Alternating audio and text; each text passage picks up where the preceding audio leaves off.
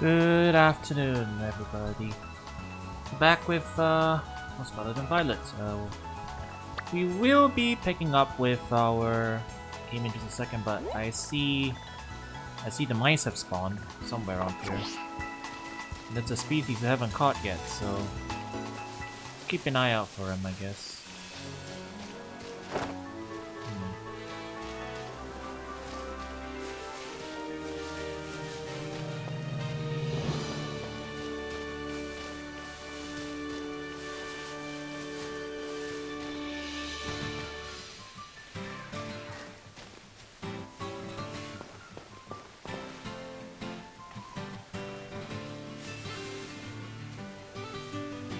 Okay, I'm not sure. Mostly Teddy Ursa.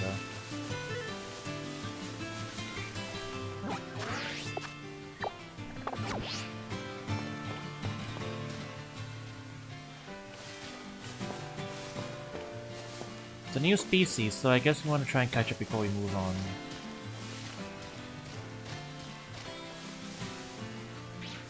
Okay, it should be somewhere up here, because the parrots are here. Choreo, Shuppet.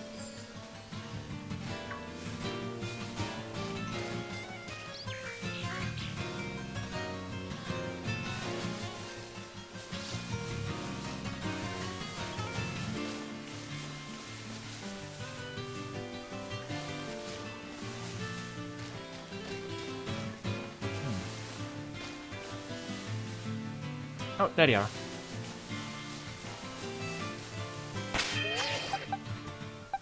Not sure what level they should be, but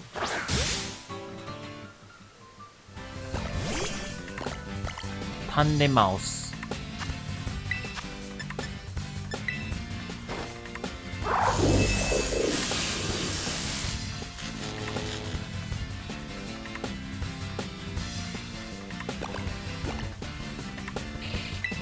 It is literally a pair of them.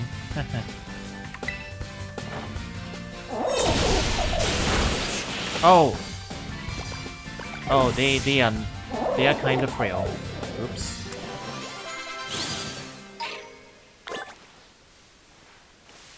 We killed them.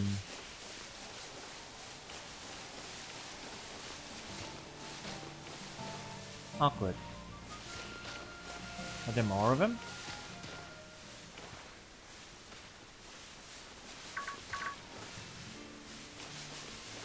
Unsure. Oh, that's fine. I guess we want to start moving towards, we're gonna start moving back towards the city anyway. But also, we want to check out the area that's, like, immediately... Oh, here's another one. Never mind. So we wanted to check the area, where the... I want to check the area where we left the camp at, yeah.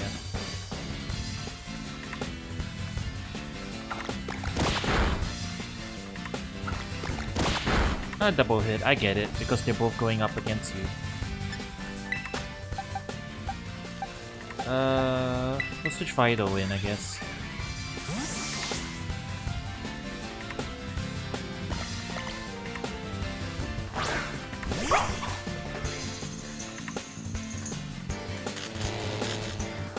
Level 18. Probably just want to get in a light hit.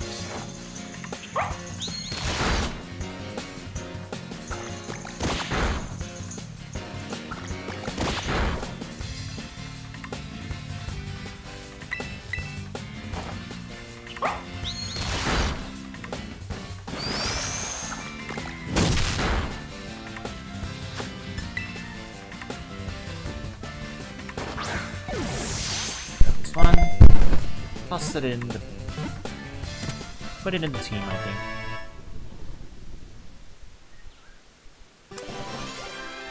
So put them in the team when the spot opens up, I guess. The pair sticks together no matter what. It's any food they find exactly in half and eat it together. Couple Pokémon. I see.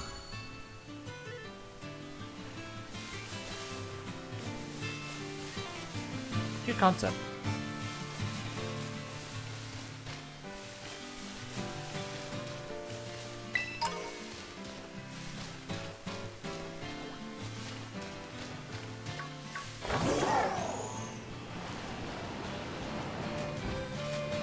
So this part is open up now, okay.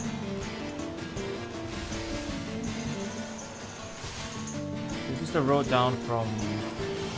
This is the road down, and now the base area down here is open. And the back of the base is open. Although we can take a quick look in here too, I guess. Yeah, the base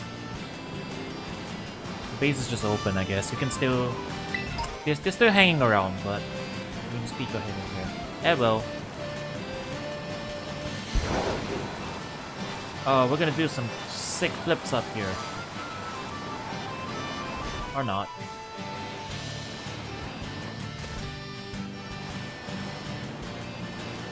It doesn't look like there's too much in here. No more items hidden away or anything. Bunch of vending machines scattered. So the main thing that did was open up the back area. This other side of the gate. Which means we can now more easily cross through here, I think.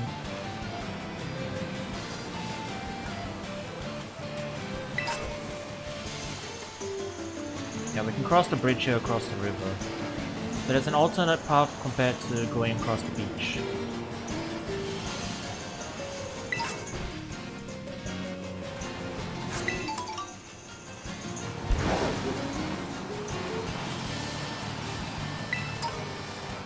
I was about to say, this area seems surprisingly devoid of Pokémon. There's a couple of them.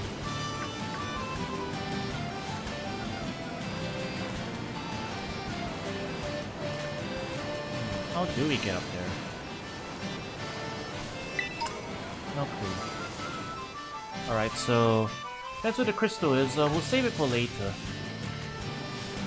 Huh. Oops. There really are Charcadettes everywhere, huh? I was expecting them to be a little rarer.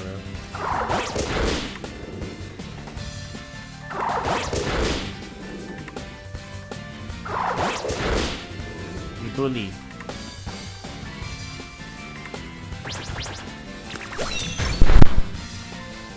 Oops.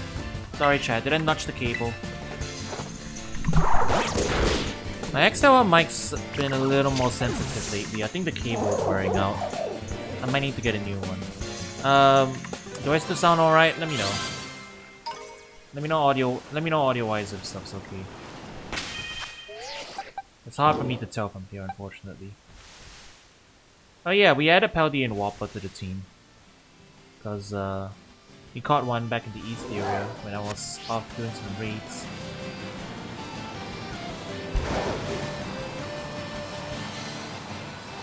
And this one here is Steel Type. Bro, Tokyo Drifting. Oh, Steel Type? Interesting. I might come back to that later. If it doesn't exist, then that's fine. Oh hey, Drippy!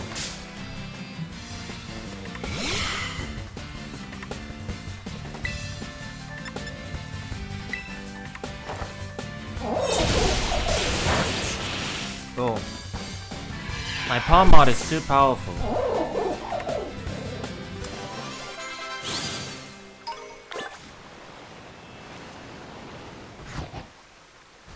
Chuto and Dreadnought.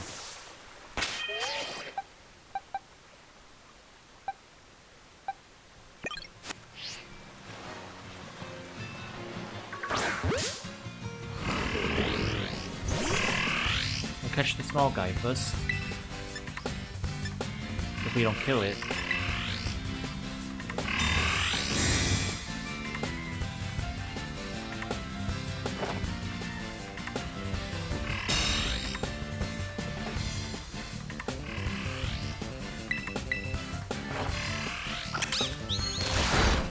Yeah, we're fine.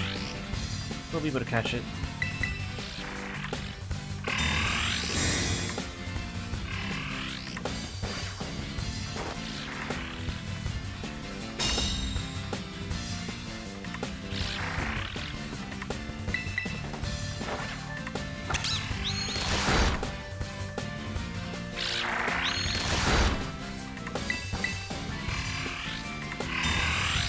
This guy really wants to stall me out, huh? I'm mostly catching species for now for like Pokédex fitting. Got a decent amount of it filled out already at this point.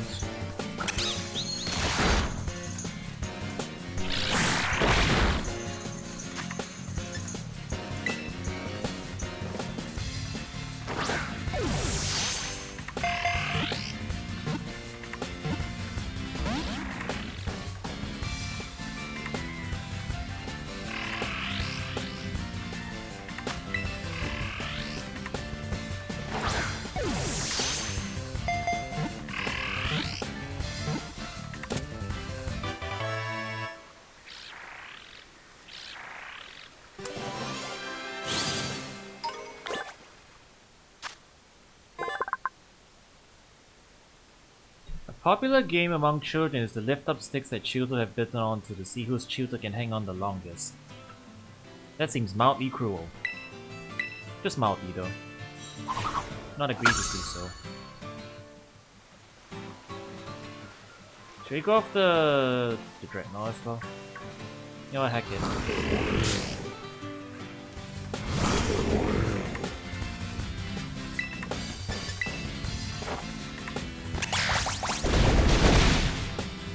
Oh, that's a kill.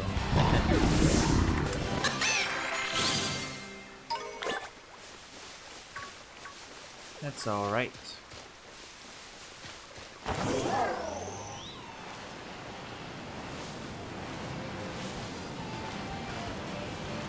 Just trying to head down to where the Pokemon Center is. Psyduck. Happening.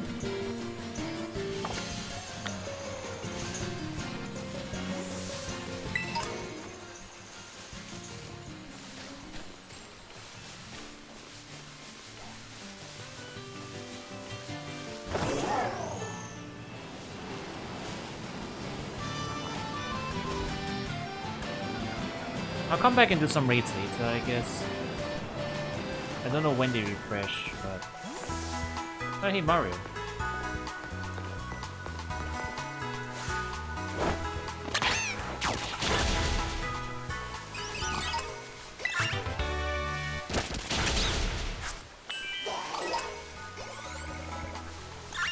Oh, I'm Floette. No, that's Reapy.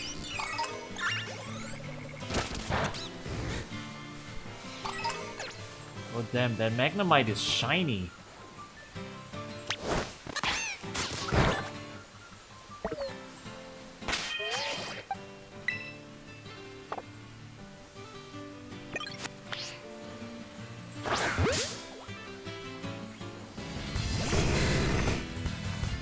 Yeah, I'm so used to seeing Magnemite in like darker colors.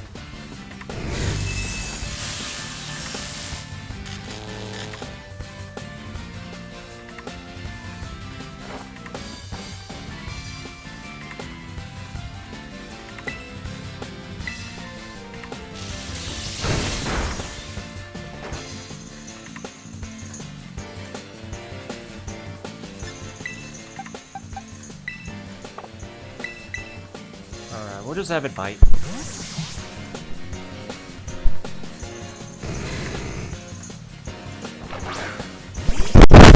Okay, it's when I nudge the key. Give me a sec, chat. Sorry. Am I blowing your ears out again?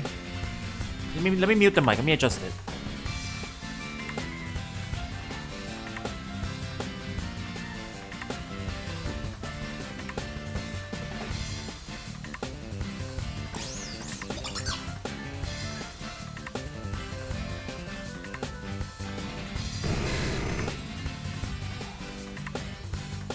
Okay, I think I fixed it.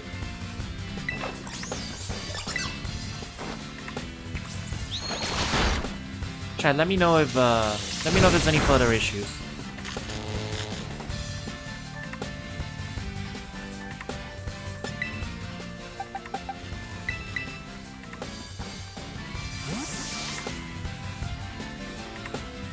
All good? Alright.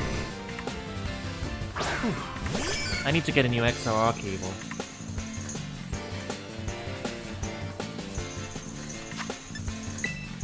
Alright, nap this guy, put him in the bar.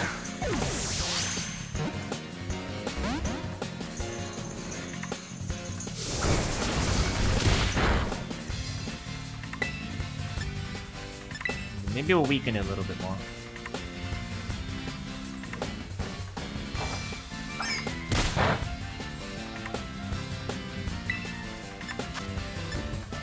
How much damage can a mud shot do?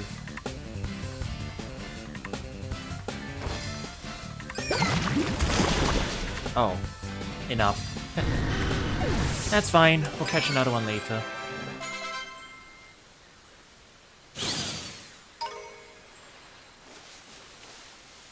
We'll catch another one another time.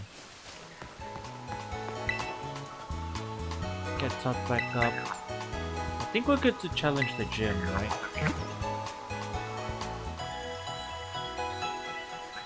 I guess we could train Whopper up a bit more. We do need... I know it's like a electric type gym leader, I think.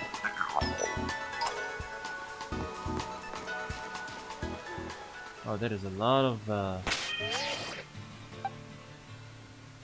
fellas in the way.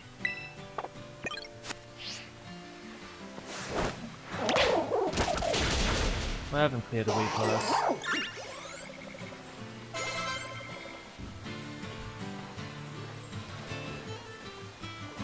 Or we could just go around it, that's fine.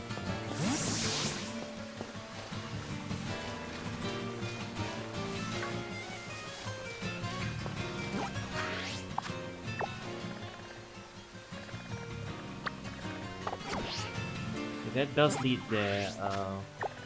I'm looking at. That's the watchtower, which we've been at. Okay, yeah. I have my bearings.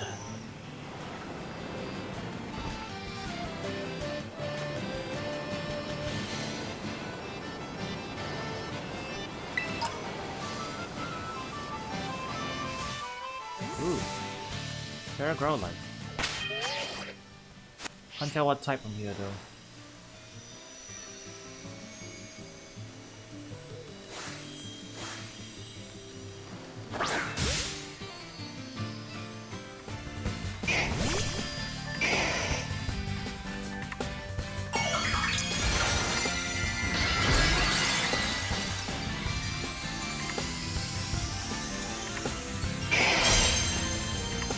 I think that's rock. Yeah, I'm pretty sure that's rock.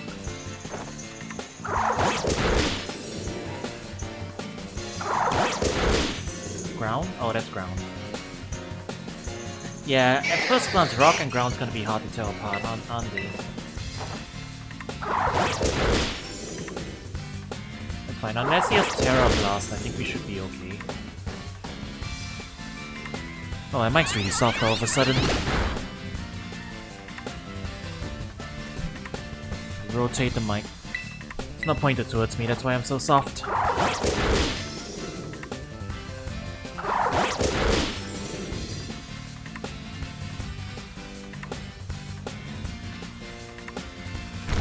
Oh, it has a ground side move. Well, alright then.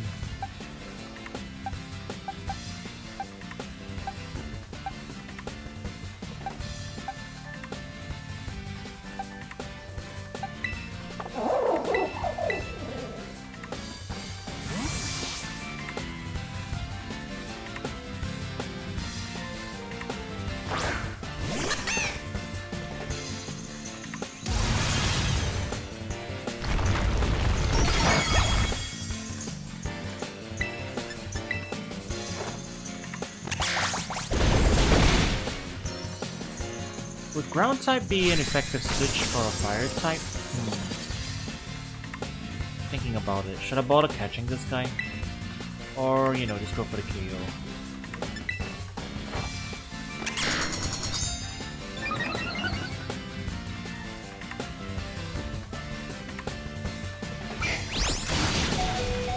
I guess we'll just go for the KO. Heck it.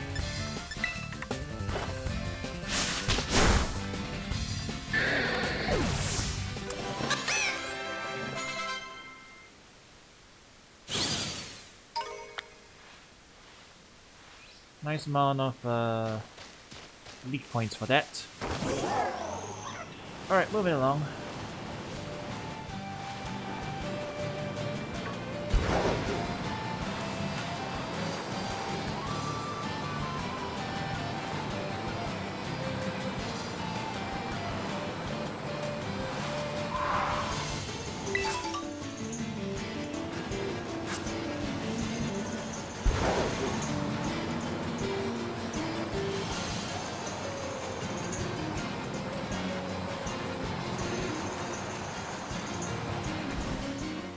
Alright, re-rolling up.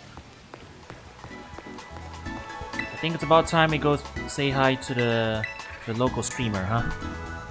As a fellow streamer, we should probably inquire about it.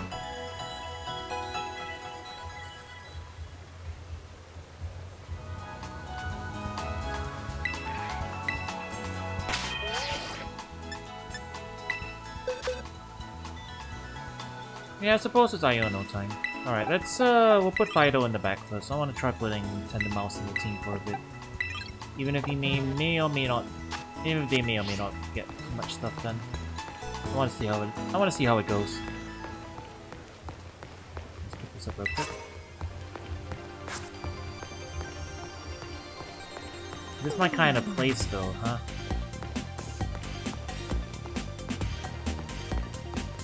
It is literally just Neo City from Pokken. Alright, gym time.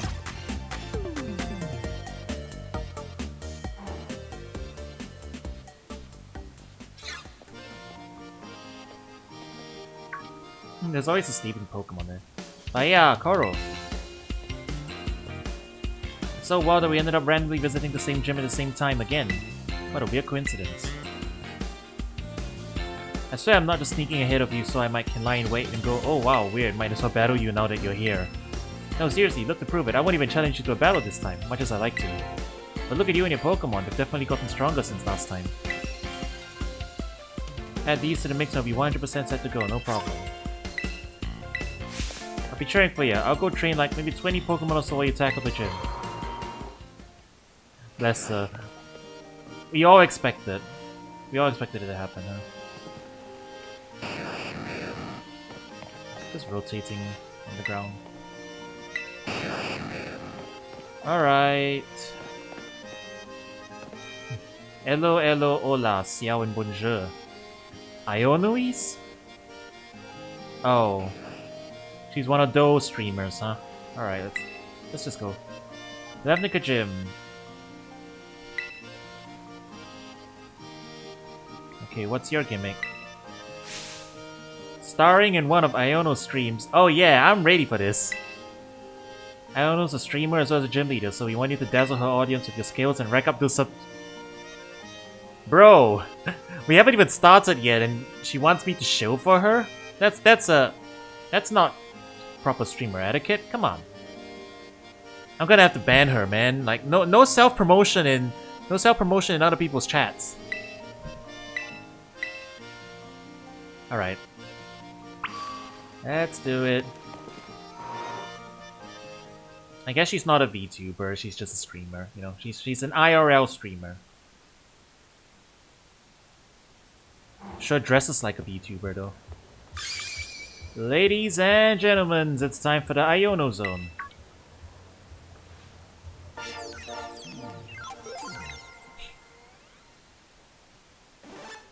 Ha! She's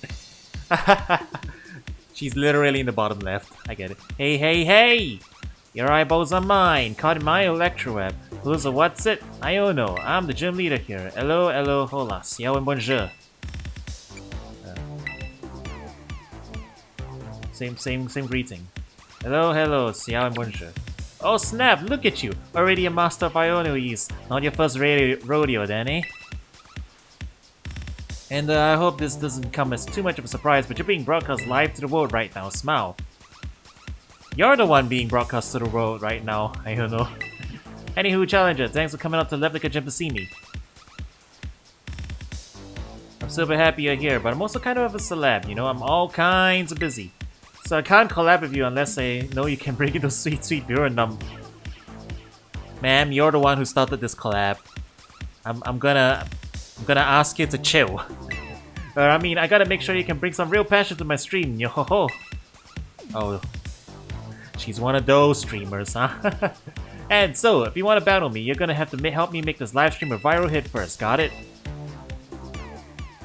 I can tell you just can't wait to get started. Well then, allow me to explain the plan. Coming out, Mr. Walks About. Hey, wait. That's Clavel. What's he doing here? Say what? You guys know each other or something? This here dude's had a real aura around him when he was walking down the street, so I snatched him up from my dealio here. You are, too kind. Hahaha. Well, anywho, Koro.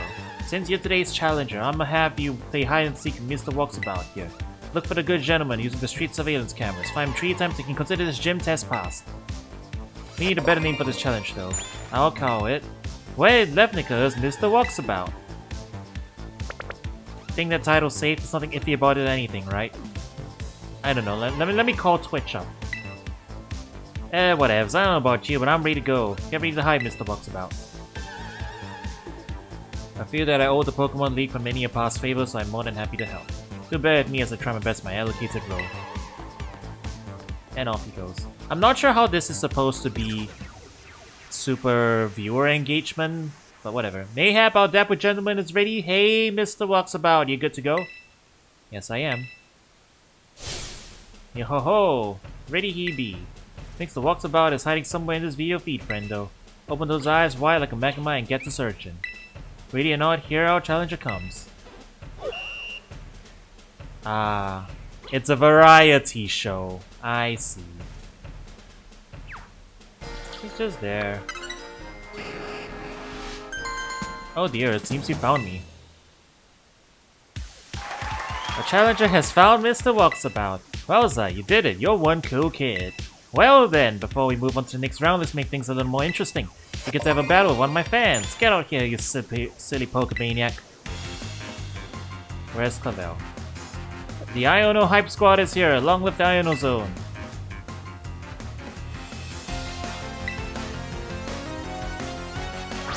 Oh, I just noticed the weird patchwork, there's the weird patchwork jacket they're wearing. It has like the heads of Pokemon on it. That's what it is.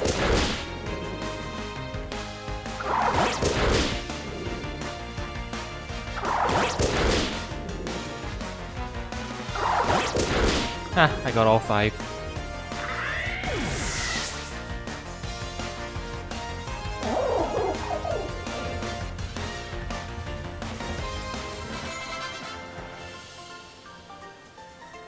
Can I swap Floragato? I want to swap Floragato to the front. If I can have the opportunity to at some point. And you win! Well done, challenger friendo. Time for a change of scenery. And she has like a big production crew. For a streamer. She's more like TV sponsored streamer than she is an indie, huh? Here we go, the next stage for my totally rad test. Everybody loves it. It's the Pokemon Center. Mr. Walksabout is once again hiding in the feed somewhere. Panic! Ah, find him quick. He's there. He's behind the counter. Oh, and here I thought I had blended into my surroundings quite well. His white hair makes it quite easy, though. Mr. Walksabout's been found once again. Yes, I knew you were something special. Let's spice things up again before moving on to your next round. That's right, it's another Pokemon battle. Get out here, Pokemaniac pal. Miss Iono's watching, I can't lose. Oh no, a simp.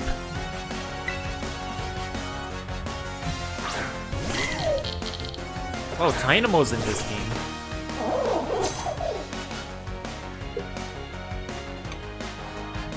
That means Electros is somewhere in here too.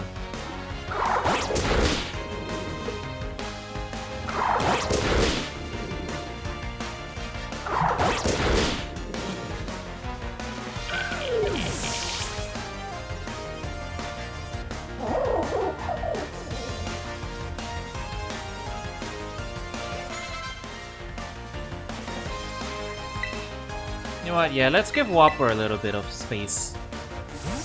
A little bit of airtime. Hopefully he doesn't faint.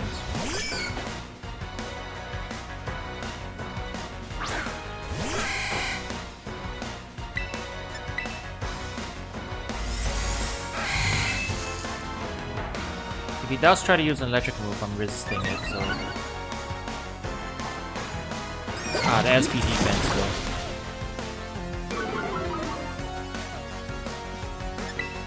And let's play it safe.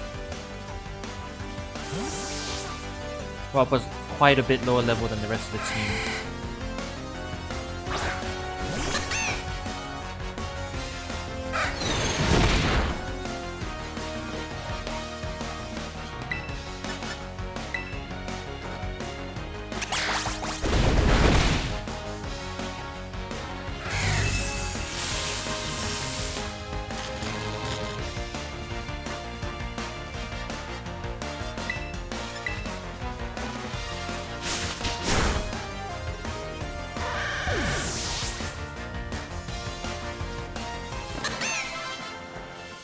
Alright, that did it. Well, you know what I haven't lost to you in? My devotion to Miss Iono. You tell yourself that, buddy. Keep sending those super chats, huh? And you win! Well done, Challenger Friendo. There's no stopping you. Master of Seeking and Master of Batting. You're the real deal. Alrighty then. Time for change of scenery. So, I'm pretty sure she speaks in Kansai Ben in the Japanese version. The way that they're translating her dialogue, you know. Just probably makes sense. It's the last stage of this place right here, the battle court where battles are raging. Can you find out Mr. Walksabout among these randos? Let's find out. Ready, go! There he is, on the boat. My, admirably done. I hope you will find your treasure in your independent study with just as much ease.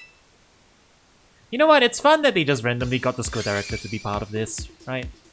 I mean, it's a very simple minigame mechanically wise, I'll be honest, but because they reuse the recurring character, that makes things a little more interesting.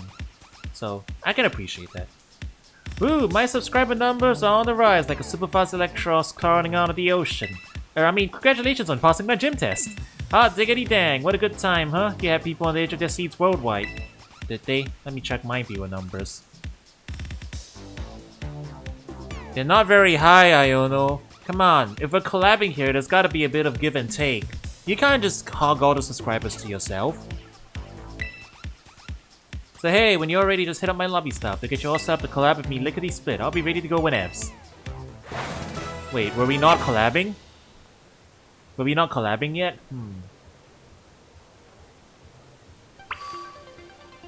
I guess not.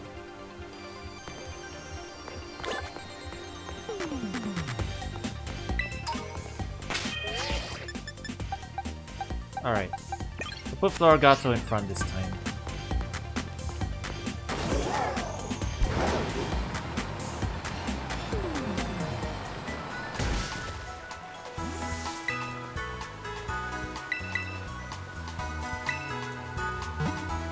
I bought some new held items too, so I should probably distribute them.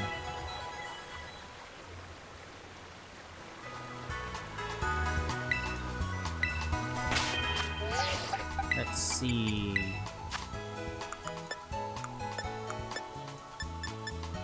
Charcoal, Sharpie, Mystic Water, Silver Powder, Muscle Band. I'll give that to them. I'll give this to...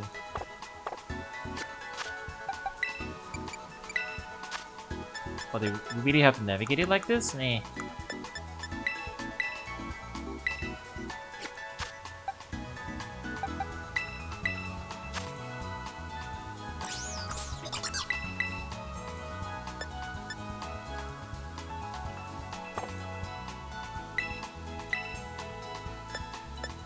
Oh, we actually have U-turn now? That's helpful. Or replace the air a bit.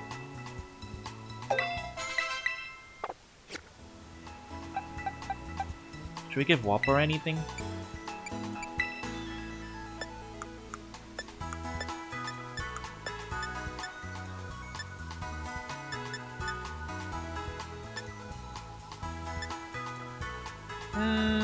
Nothing too much, I guess. Yeah, we should be good for now. Just in case we do end up using them, let's see. Yeah, that moveset's fine.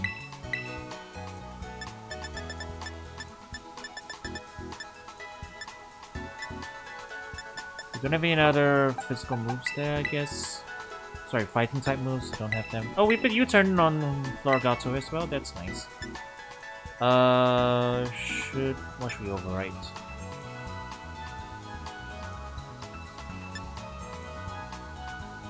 Quick attack.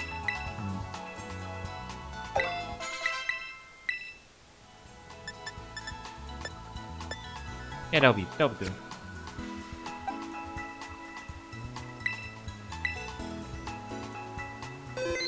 Alright. Time to get this collab on the road. Wow. That's how you know this is a metropolis. Weak Kirikinosa learn spikes and T-spikes. Ooh. Yeah, a lot of Pokemon have entry hazards in this one for some reason. So that's more of a singles thing than a doubles thing. The hidden ability is Protein, yeah. They did break the kneecaps of Protein and Libero though.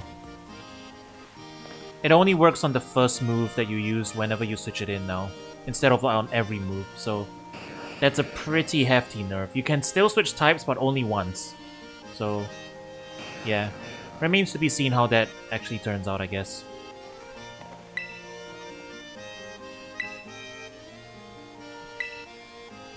Alright. The supercharged streamer. Chat, am I a supercharged streamer? Maybe I can be a big leaguer like her? Maybe. I don't know. Let's see what her production values are like.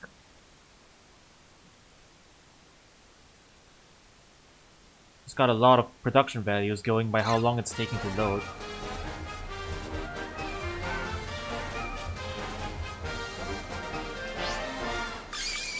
Ladies and gentlemen, are you ready? Whoa, finally. Hey, that's not how the text works. You're supposed to scroll. You need to be scrolling. The eyeballs are mine. Caught in my electro web. Whoa, what's it? Iono. Hello, hola, siao and bonjour. That's a long ass intro, man. I mean, I guess if it works for you. It's time for Iono Zone, everybody. You know what is accurate though? She does the same thing as I do, which is like the ladies and gentlemen thing. I definitely open every stream with that. Today's challengers, flying high like a Watro, it's Koro, yay! What's up? How you feeling about this battle, Koro?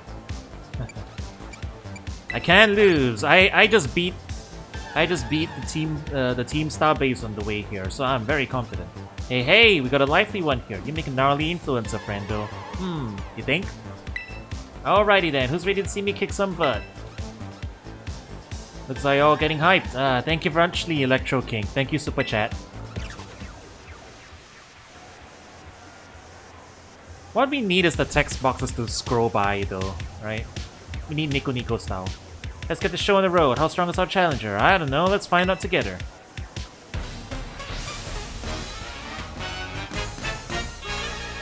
She do be streaming as if though she's playing VGC, huh? Or Showdown.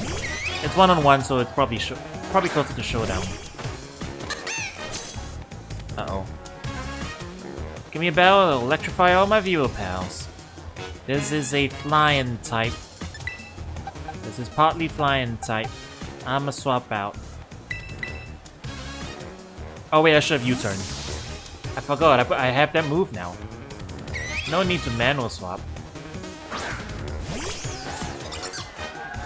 This little dude still hasn't evolved yet. Try to figure it out.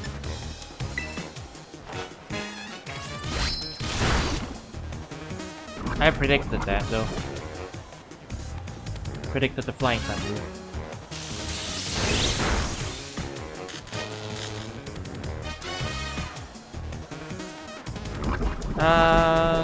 Little spark. Alright. She's probably gonna try and do that again. Oh, outspeeding now.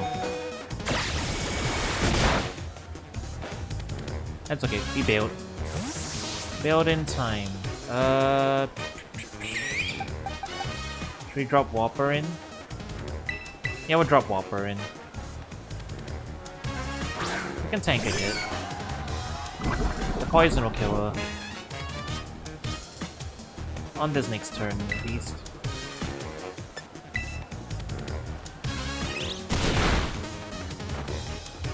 I don't know, dude, just be vibing back there though. You ever wonder if she gets tired of doing that? Or it's like, you know, 8 hours of aerobics every single day. Yeah, we can't actually set it to set style, so I'm just gonna pretend.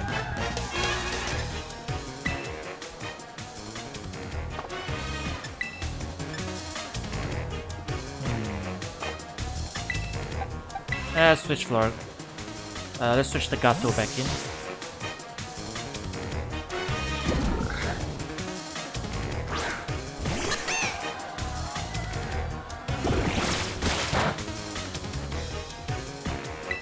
Yeah, dynamic music is so damn good in this game. I have already put up several clips of me just reacting to that stuff. Whoa, what's that ability?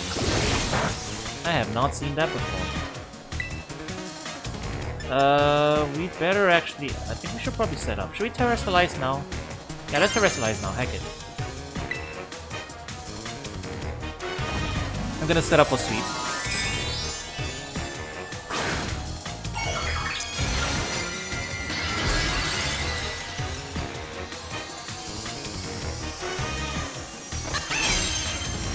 +1 should be enough.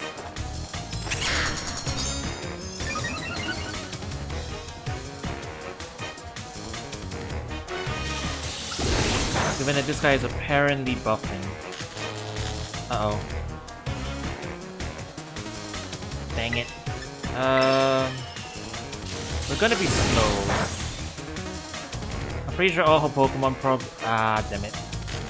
25% chance to not act, and we had to get hit by it. Bro, really? Fine.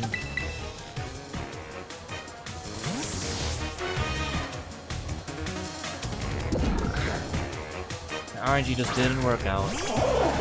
My setup also didn't work out. At least this guy can get paralyzed. Alright.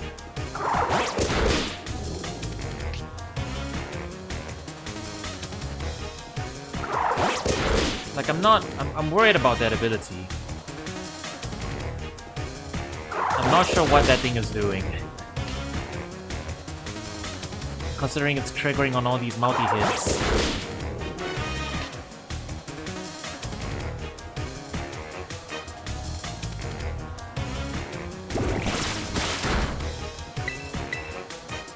I don't know what it is that will cause it to cash out, but slightly scared.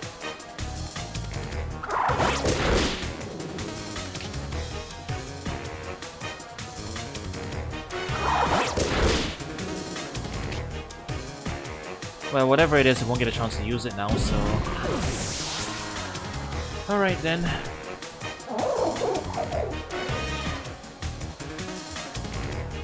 It's the electric boosting effect of charge when you get hit. Oh, that's all? Probably doesn't stack. Man, that made me paranoid.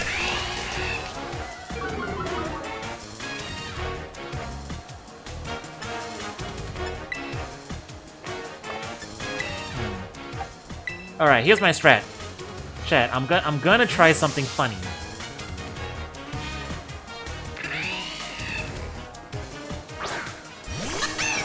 Let me see my plan works out.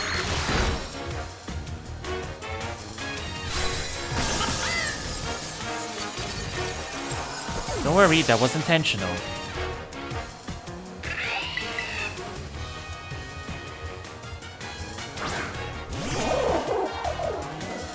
Alright, clear!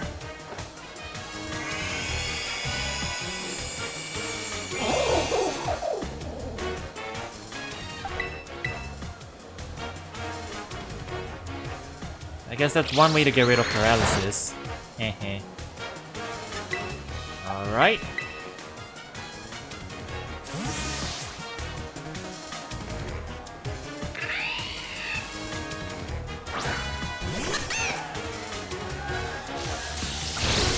Oh, I do lose the Terrestrialize, unfortunately. Alright, fine. Do I outspeed? I outspeed. Okay, so as long as I don't get paralyzed,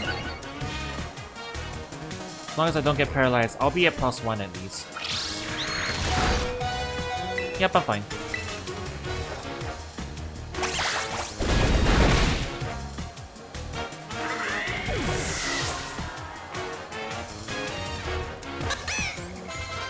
+1 should be able to... Miss Magius? Alright, I'm pretend playing it as set, so... Oh no, this isn't good. Loyal fans, I need to hear you cheering. Give me all you got. Yeah, she's definitely gonna make it electric type as well. Come forth, shiny little light bulb. I'm not done yet. Iona power, go! Yeah, I'm U-turning out of this.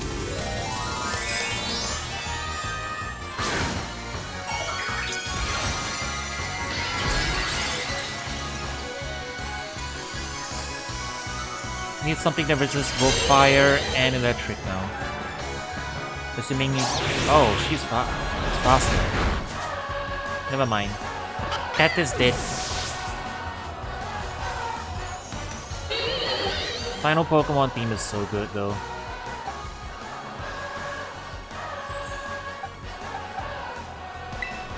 Alright.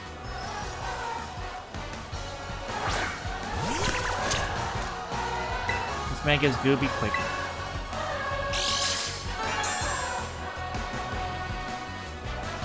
Can we burn it?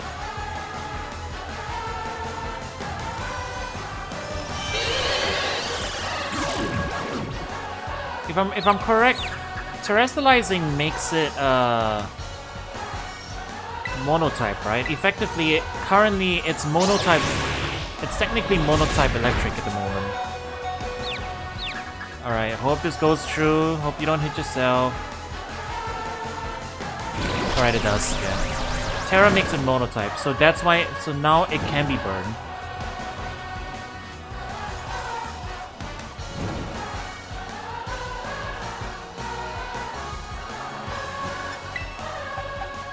And then we'll swap in Whopper. See if we can do some stuff with Mudshot now. We can predict a different move. Oh, never mind. Just firing off a bunch of hexes.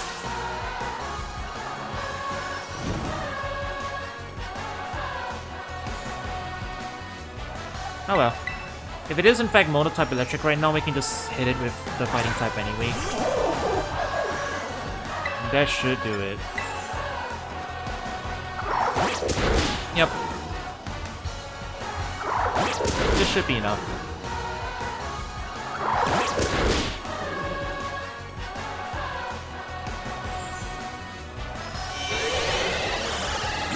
Not like this though. Yeah, it does loop quite a lot, this one.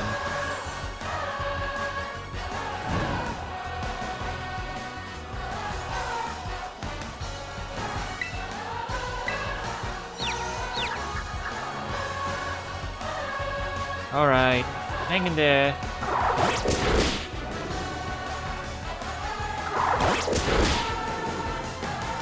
You can do it, Palma. Hey, there we go. Good stuff, Palma.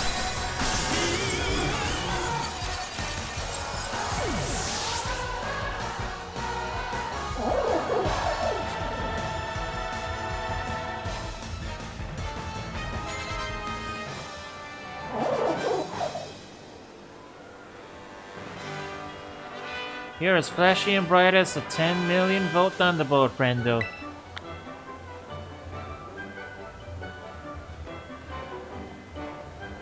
Our challenger came out victorious. Well done, Carl. Where can I get a hoodie like yours, by the way? I need drip. I hate to say it, but I lost. Thanks for cheering me on anywho, my loyal fans. Well then, what does our challenger get for beating me, the lean, mean streaming queen? I'll tell ya, Coral, you win a gym badge. Woohoo! She's a VTuber avatar of real life. So she's a streamer, but she dresses like a VTuber. Screen cap this quick. This will be a shot you want to save in your brain spaces forever. Yeah. By the biases, the 2 gym badges Pokepals of up to level 30 will be easier to catch. They'll listen to you when you ask them to do stuff too. And as my thanks for such a sweet pick, I'm gonna give you a TM.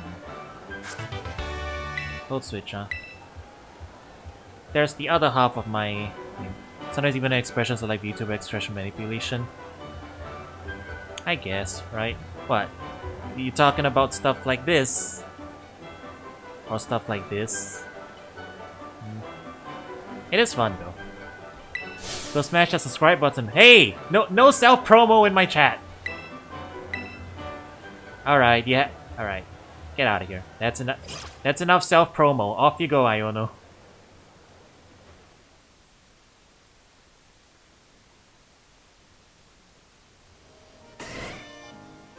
What was that? Pardon me, would you be the Korra I've been hearing so much about? Who are you? Nimona had mentioned there was a promising new face in the academy, yes indeed. Oh, but I do apologize, I didn't mean to startle you by addressing you so suddenly.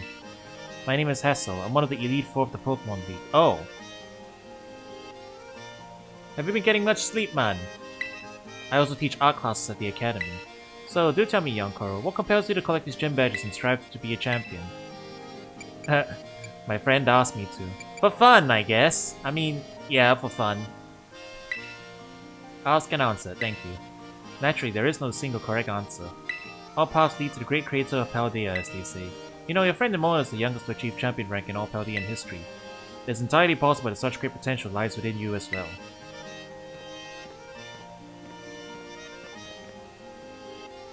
Should you continue striving to reach champion rank, you will one day have to battle me. You will be wise to train hard starting now. It will save you from experiencing the bitter regret of defeat. Oh, and do come along to my art class sometimes. I'll be thrilled to have you attend.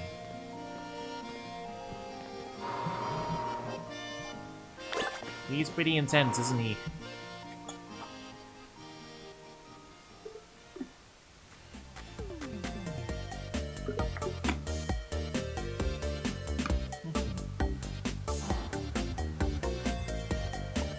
Hello, hello.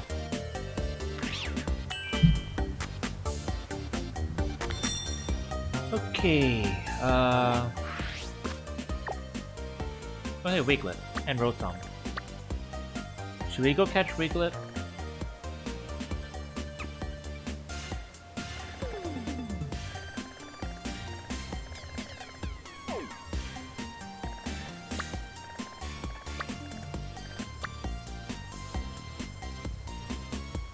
It's so warm. Am I Filipino? No, I am Southeast Asian, Singaporean. I guess we go for the next Titan. Ah, thanks for the follow, Red Viper is from Mochi.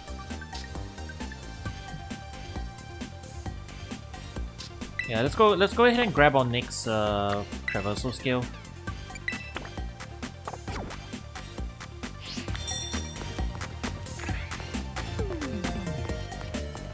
Yeah, we'll grab Wiglet real quick first and then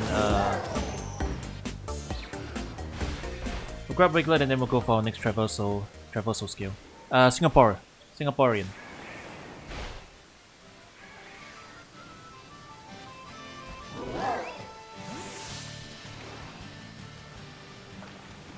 Tend to run the Wiglets. We leave them alone for too long. Is that a Basculin? No, that's just a Dolphin.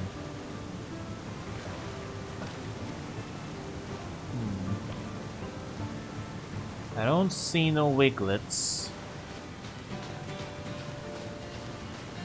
Oh well.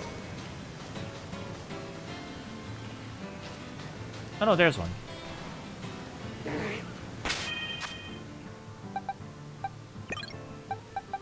Oh, our Pokemon are still kind of bleeding. Alright. We'll leave Palmot to do it.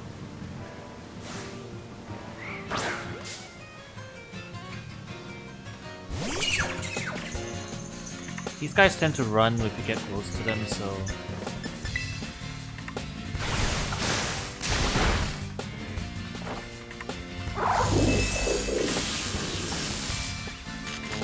I'm just gonna T-wave it and then like straight away go for the capture, so... Let's see if this works.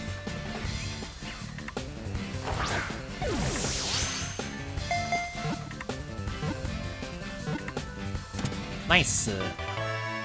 Data added to the Pokédex.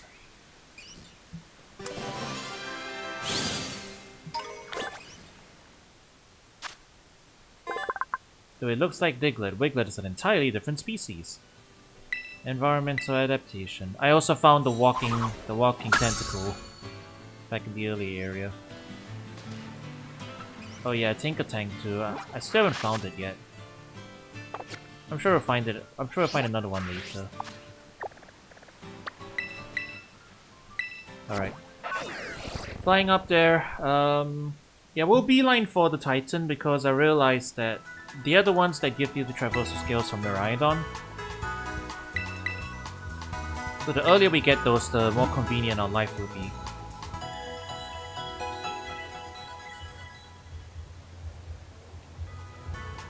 That seems to be the general trend.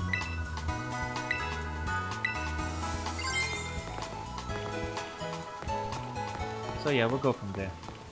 But before that, grip shopping, I guess.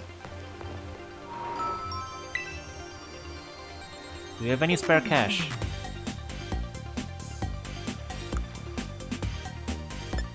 Oh, this is the motorbike one. Never mind.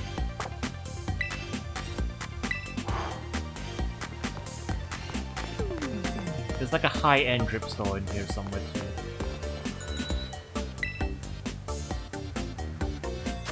Maybe we'll change up the bag. I've been wearing this bag for a while now, and I need some color on my outfit.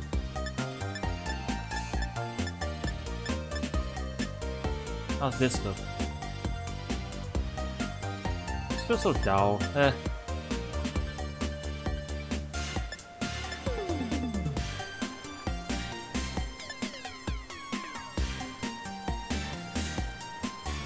Those.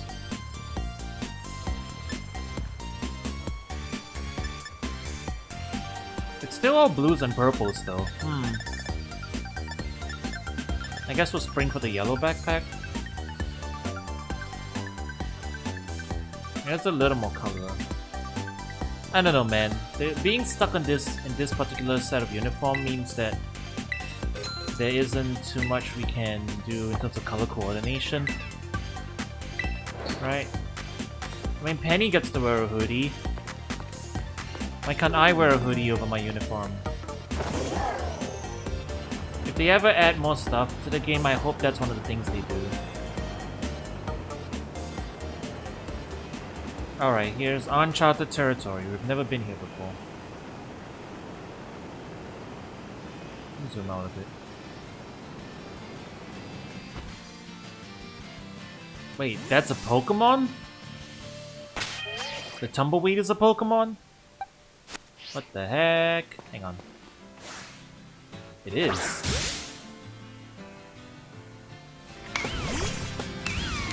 It's a Tumbleweed with eyes. Ramblin'.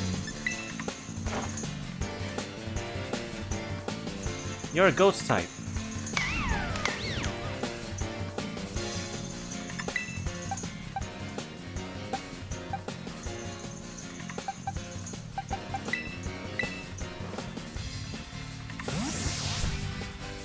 Ghost ground, maybe? Ghost ground, probably? If I had to take a guess.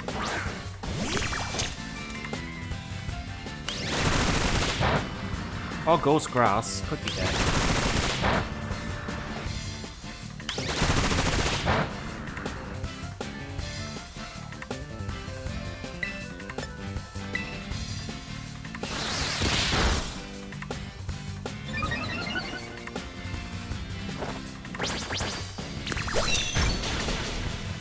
Yeah, definitely ghost.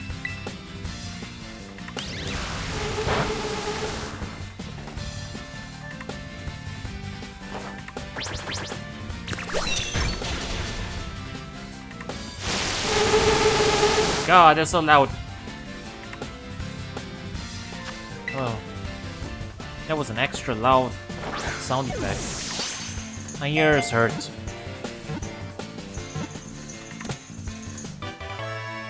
Bramblin.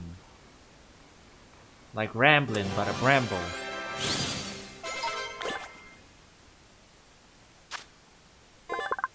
Grass ghost. Ah.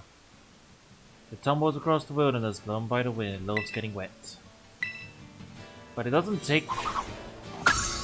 It doesn't take extra damage from water, though. Guess that's just flavor text. What is that up there?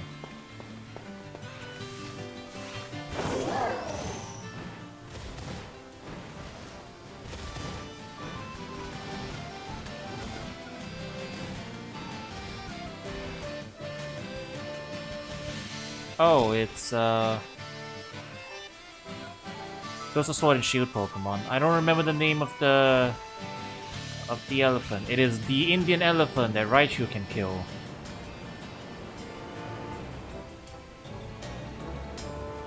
Hey yo, new mix of this. Yeah man, the dynamic soundtrack is so good. Legitimately.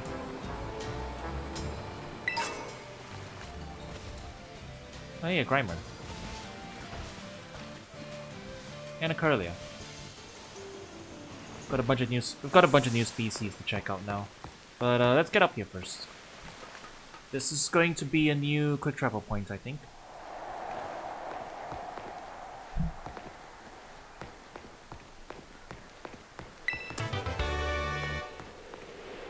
And a TM for ice cream.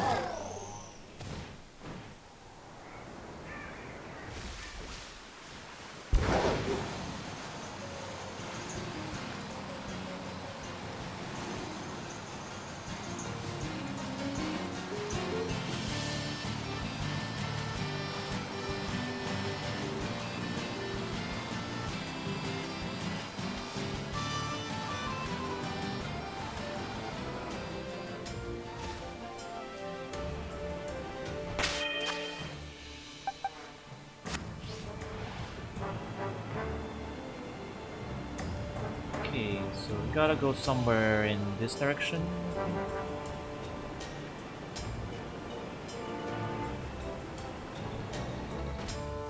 Oh, hey, meow.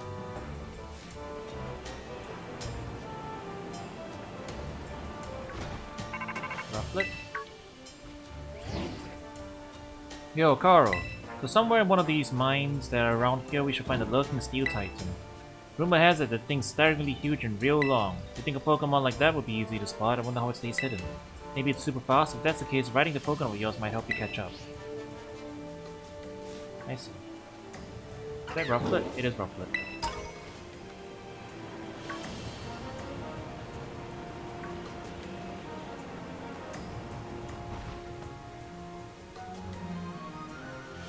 What are you?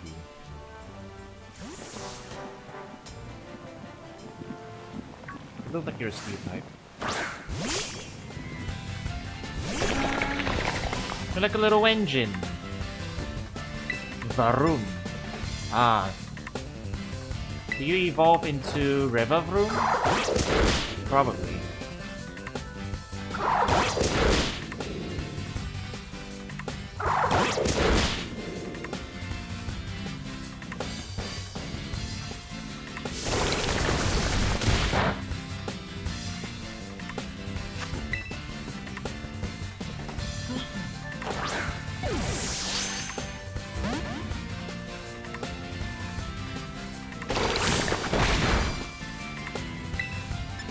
Wow, it's animated like it's an N64 character or something. Like an N64 game in animate object, you know? A Ratchet and Clank or something. Or Banjo-Kazooie character. Yeah, this looks like a Banjo and Kazooie creature almost.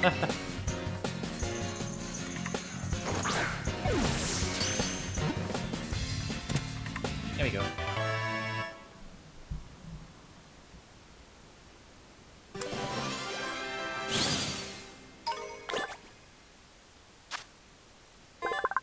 single Sio Pokemon. I get it. It clings to rocks and converts the minerals within into energy to fuel its activities. Steel Poison. Very cool.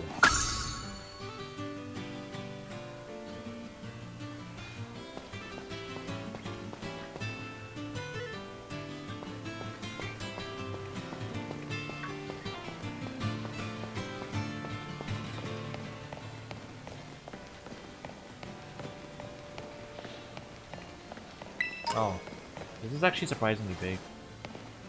You can't write Miraidon here. Oh, it's gonna be like a maze.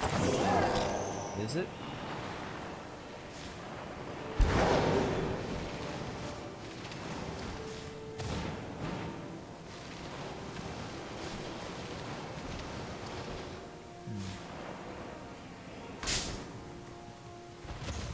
Well, where do you come from?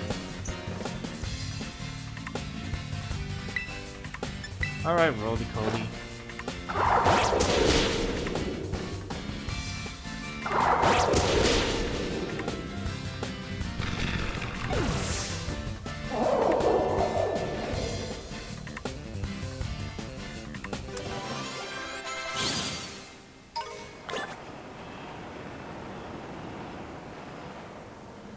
Oh, it's Silicoba here.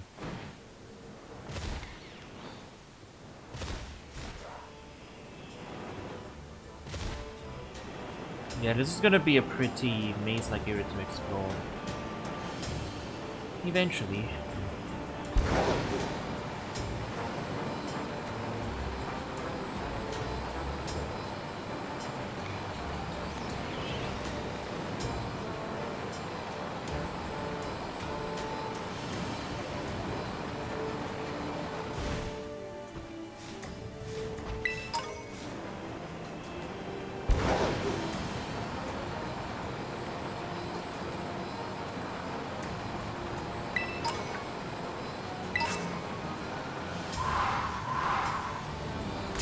Oops.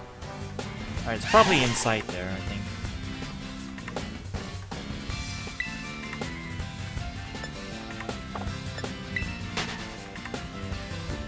Alright, we want to preserve some of our... resources for this. Alright, it's probably in there, so let's auto-heal this.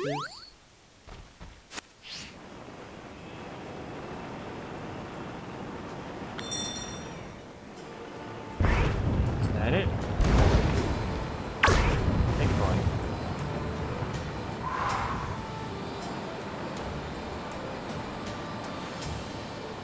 What are you?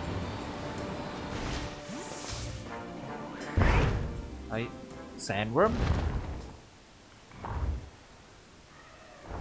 It is a worm. It is a worm of some kind. Or perhaps a caterpillar. Orfworm, lurking steel titan. Nope, definitely a worm.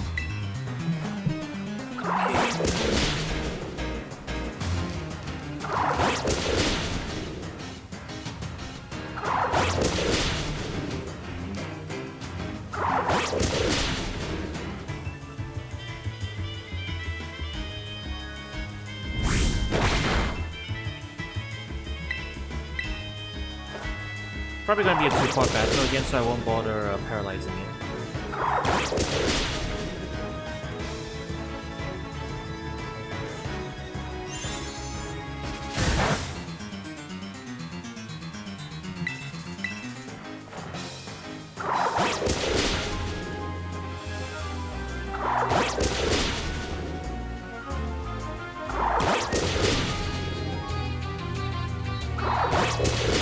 Yep, that's the damage cap.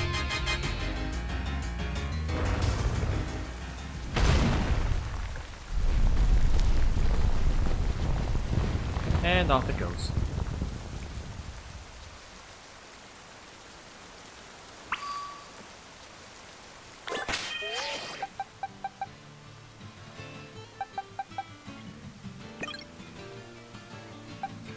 Alright, Florigato should take care of the second part.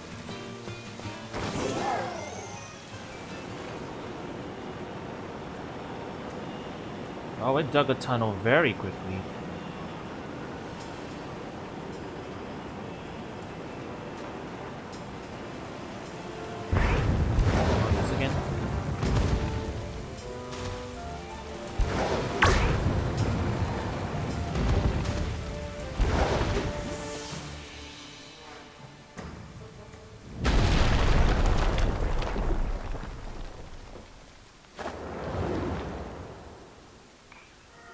Om nom nom.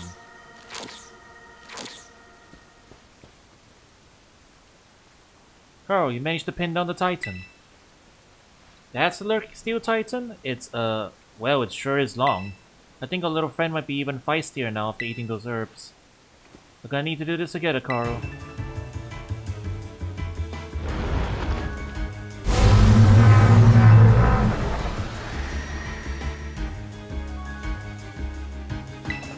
Big angry boy.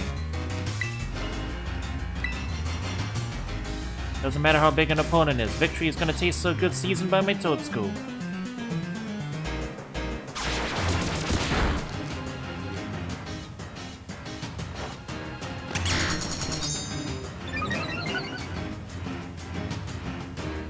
We'll go for a +2, I guess. That'll probably make things a little easier.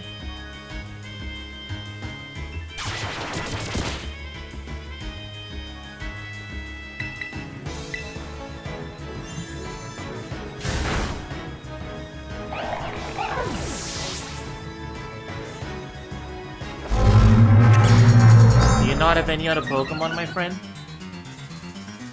Just the one?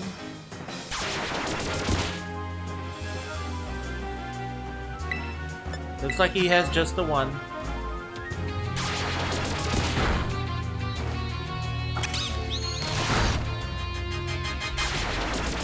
Okay, that's not much damage. Fine, let's just U-turn out of here. Can I U-turn out of here if I'm wrapped? Let's see. Yes, I can.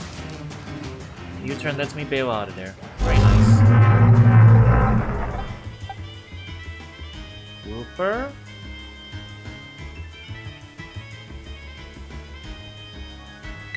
Maybe Wooper. I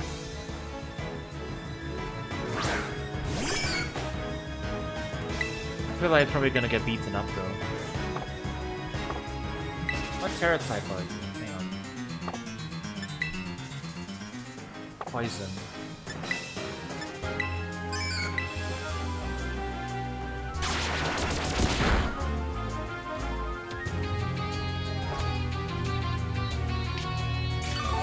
Oh.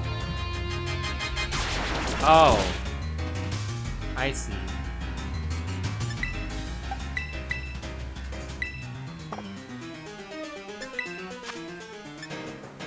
Oh, that's a small problem, isn't it?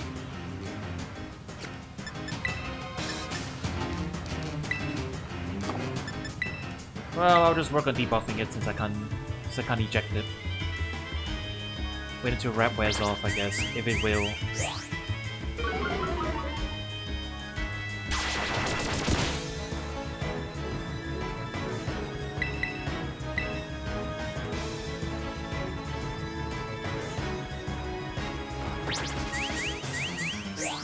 This guy does a bunch of setup moves for some reason.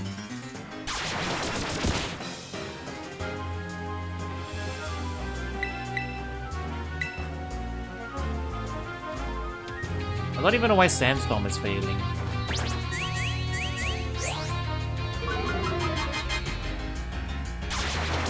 This should be the last turn of Wrap, right?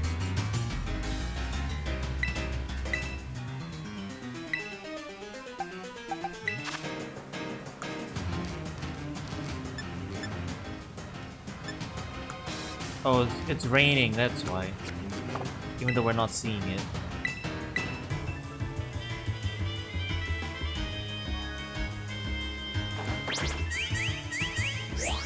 Is this the last turn of Wrap?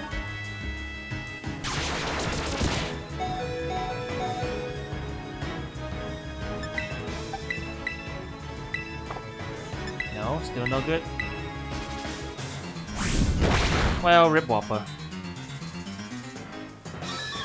Got a bunch of debuffs in though, so let's just drop in Palmot.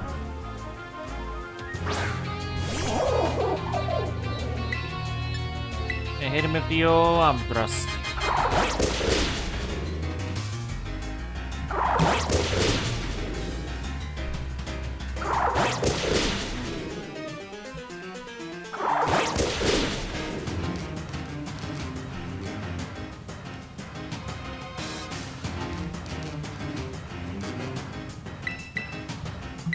Alright, this should do it.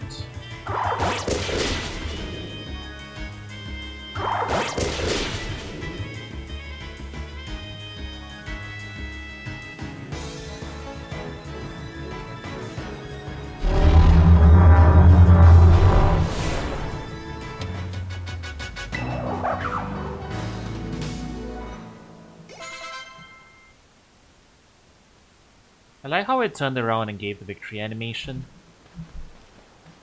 That's a neat little touch. I wonder if every Pokemon has one of those. It's probably just a picnic animation.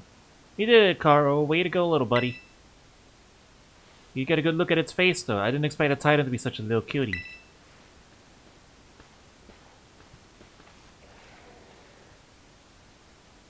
I bet if we go in here, we'll find more of the Herba Mystica it ate before. Let's go find it before that thing can regroup. We could probably catch that earthworm somewhere too, right? Probably somewhere in this mine. If we want it. If we're lucky, there'll be another herb here.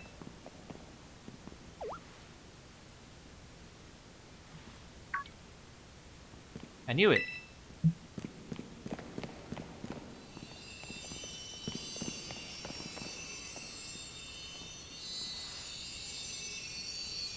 It really is here. This is one of the herbs, make no mistake.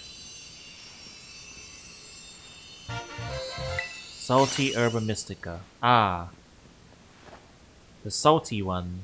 The one that you can find by going online on Twitter.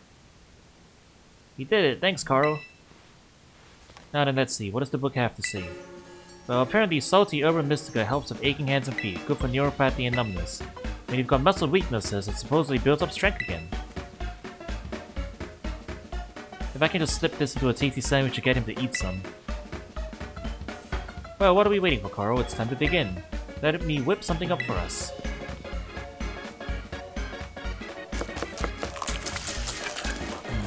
I wonder what the mysterious Pokemon he has is suffering from. Bob's your uncle. Here you go, my special whimsical herb-filled super sandwich. It comes with a side of Titan badge as a token of my gratitude, of course.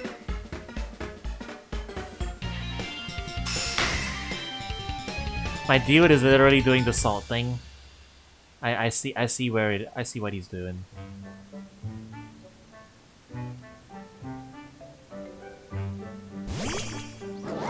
Hello, I am here for the sandwich tax. Oh come on, you again? Hello. I am here for sandwich tax. What if this is mine again?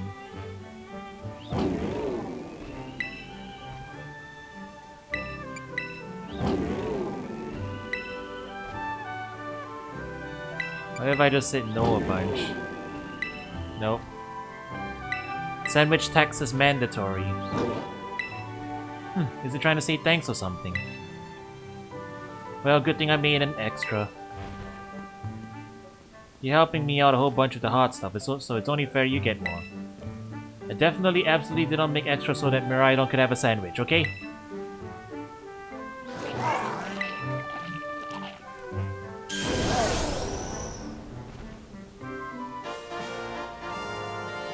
High jump, huh? Did it grow stronger again?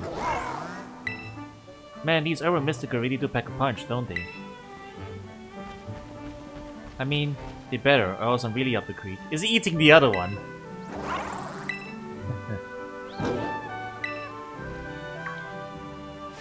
Don't you dare touch that. That isn't for you. Oh, he actually legit got mad for a sec there, huh? Oh, sorry, I shouldn't have shouted like that. I guess I should at least tell you the full story, Carl. Come on out, bud.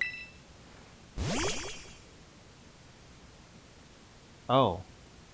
This is Marble Stiff, my partner. It's an old dog, huh?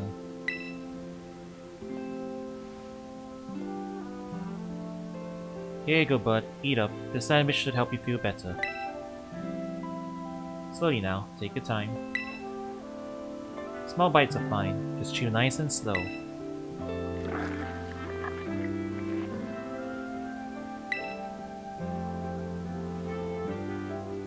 My buddy here was Hurt pretty bad a while ago. Real bad, in fact. Never really recovered. Potions and things don't work? Have you tried a Pokemon Center? Oh. Actually answering the questions, huh? You said this wasn't any regular old injury or illness. My boasted fear is the only thing in the world I care about. The only thing. So I promise I'll make him better, whatever it takes. I searched online, I read books, I looked all over and tried every cure and remedy I could find. But nothing really worked. I've almost given up hope. That's when I found out about the Herba Mystica. That book, what is it? I found it in my dad's lab. Area 0 was home to wondrous herbs that instantly implant vigor when eaten. We dubbed them the Herba Mystica and attempted to grow some in areas around Paldea. However, before we could harvest, the herbs were eaten by Pokémon, which in turn grew large and strong. We call these Titan Pokémon. It's this book full of crazy stories and legends and things, stuff nobody usually believes. But I believe it. I think what it says is true. And according to this book, eating all 5 Herba Mystica can cure anything that ails you. Case in point, Mabelstiff's paws were cold as ice before he ate that last herb, but they've warmed up a little now. I'm sure they have. Oh, you're done eating, bud.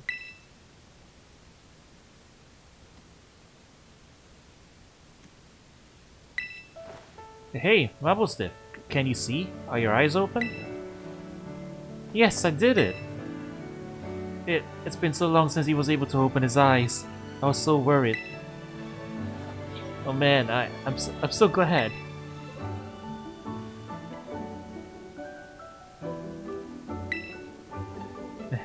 Aw, look at him. Those fiery orange little eyes. Hard to even tell if they're open or not, but I know the difference. The power of these herbs is amazing. I knew the book wasn't lying. I'm gonna bring Mabelstiff back to full health, I swear it. Oh, yeah, so that's my story. 3 herbs to go. Let's find them together. Wow, so I didn't expect them to review it so quick. You know, I thought they were gonna hang on to that little plot review for a little while longer. But, yeah. I guess they saw how the, was it Herdier? What was the final form of Herdier? I forget. You know, Litten and,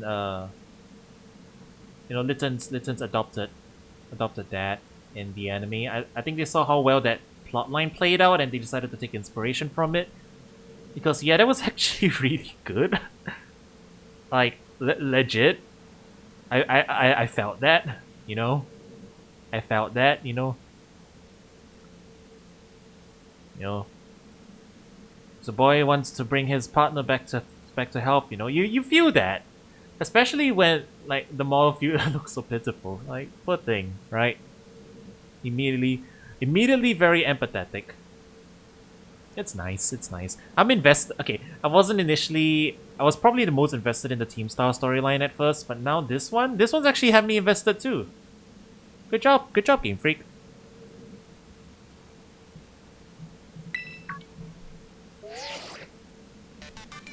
Hello, Karo, this is Turo. I detected Miraidon has regained more of its original power. Alright, jump, press and hold the B button, it will jump higher. Got it.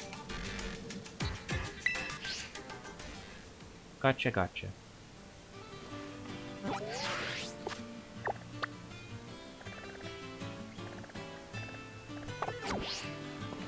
Oh, there is an Earthworm somewhere around here, I guess. Yeah, it's simple but effective, yeah.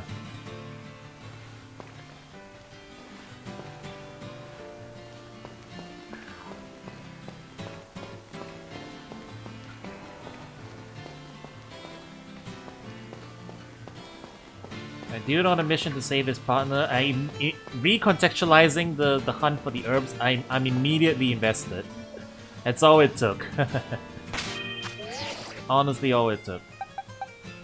I am a simple person.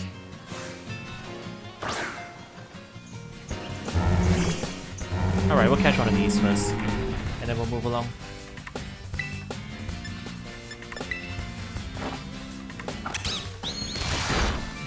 Ghastly fading in and out of existence, as is its wont.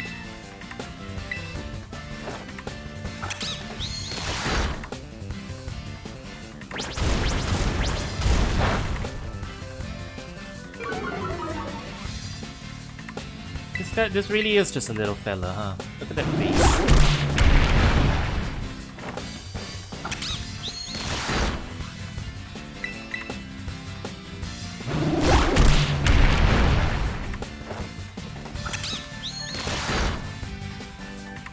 Alright, should be enough.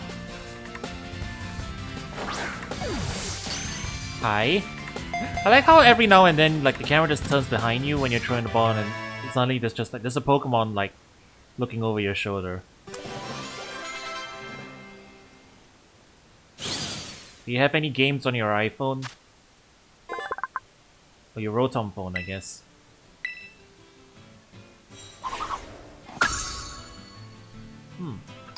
Oh, does it evolve? I wonder.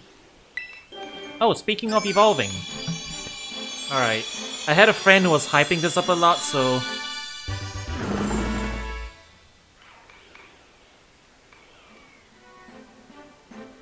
I get it. I get why he was hyping it up so much. Look at the little creature. Look at it. Look at it. That is just a plushie. Or a toy, I guess. It's a toy. It is definitely a toy.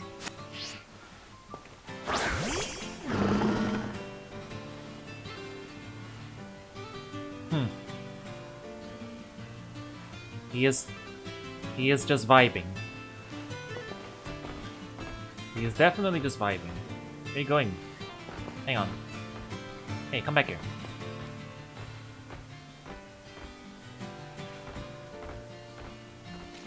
It's literally just it's a po toy. Round boyo. I get it.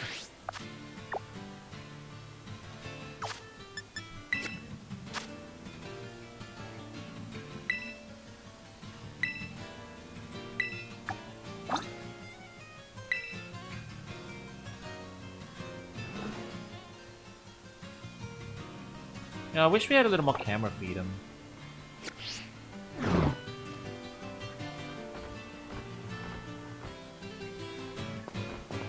Please stop moving for a second, will ya?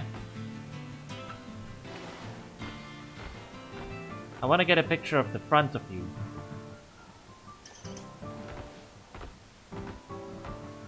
Keeps adjusting though.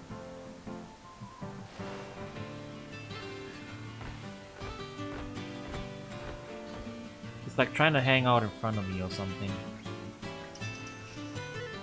I guess we wait for her to go to bed.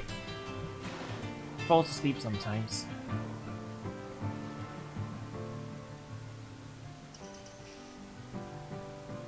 I need this as my profile picture, man. I need it.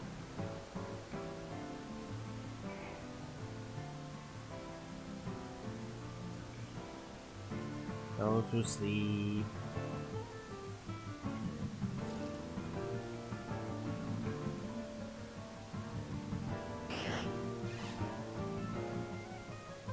Go to sleep. Okay, in the meantime though.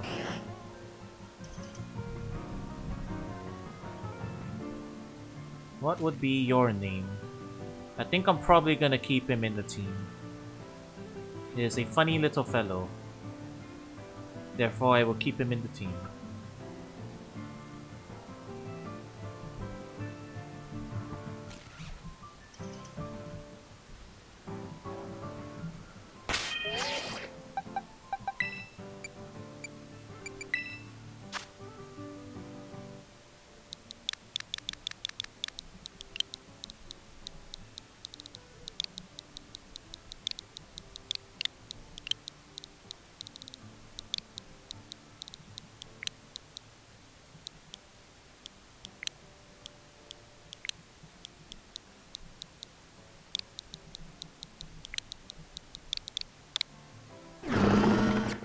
Go.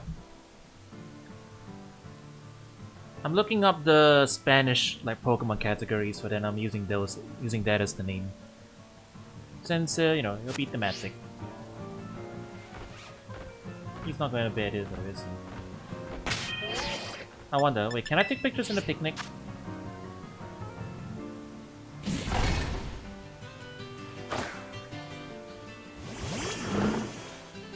Yeah, I probably can. There you go. Now he's asleep.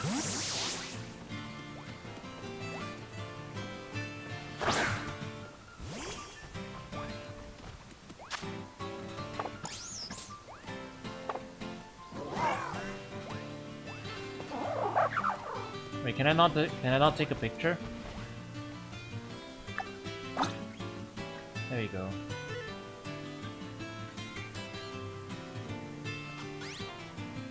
Oh, they actually react to the camera. Oh, mice are asleep.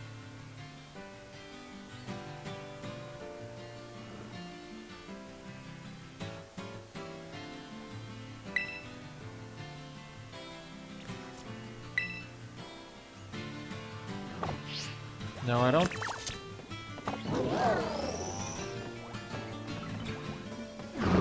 Yeah, I can't take a picture in the picnic, unfortunately.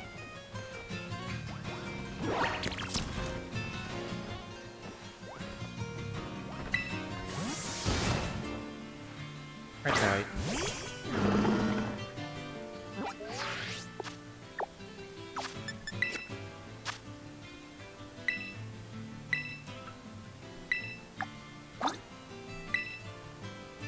Oh, he already ran up. Where'd he go?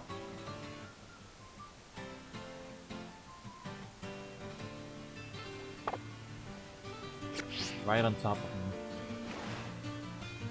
Okay, hang on, hang on. He woke up.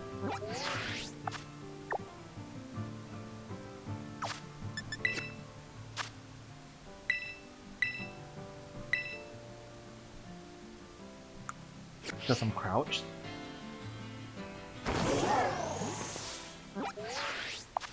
It's surprisingly hard to take pictures of your own Pokémon for your trainer card, huh?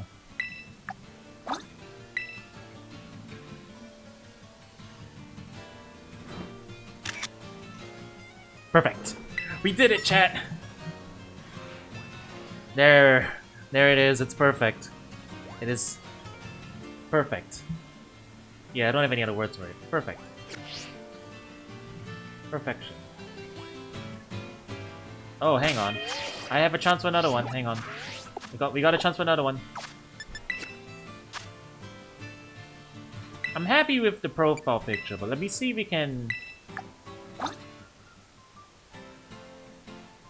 Ah, we're too close. Oh well. It's annoying that we can't move the camera, like, up and down, left and right. Like, we can't pan and scan with this camera, which is really annoying. Like, it's definitely not up to standard of compared to, like, most other, you know, in-game camera modes. And honestly, that's really frustrating. But yeah, I guess we can make do.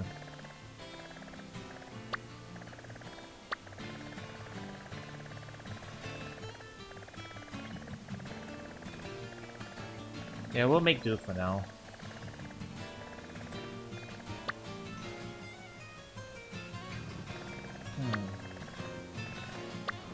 I guess we'll make for the next town, I guess, which is here.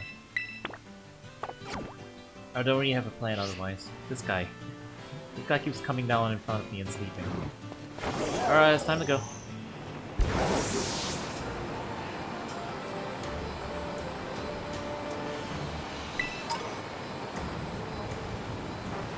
Whoa! Bacon!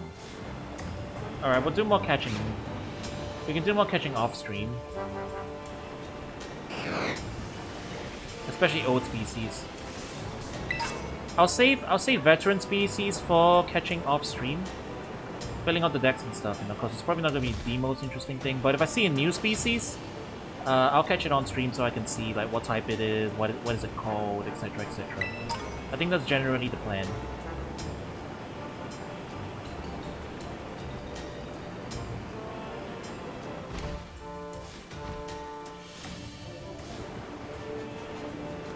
And in the meantime, I guess, yeah, I don't really have any goals to work towards right now.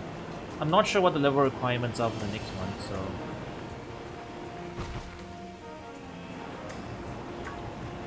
Like, I don't know if the bases can be tackled yet, or if I'm gonna have as hard a time as I did with with the fire base. So I guess we'll just work towards getting quick travel points first, and then we'll go from there.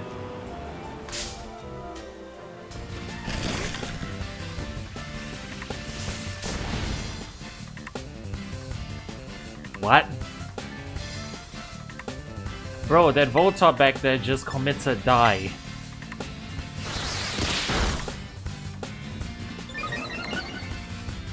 I actually think the fire base was intended to be the second one. Oh, was it? Because it's along the way. It was along the way. Either way, I ended up doing it first, so there was another base that was low level. Huh. Oh wow. That means I actually on the west side. That means I actually really like sequence broke like a lot. Cause that one was 27, 26, and we could only use Pokemon up to 25 because of our badges. So that means we definitely did do it out of order. Huh, go figure. Wow, I have well tied. Those are spikes.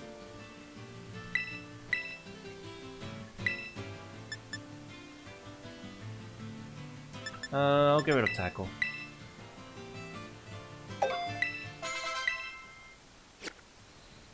It will vaguely indicate the power level we hover over it. I didn't. I did not notice that. Hang on.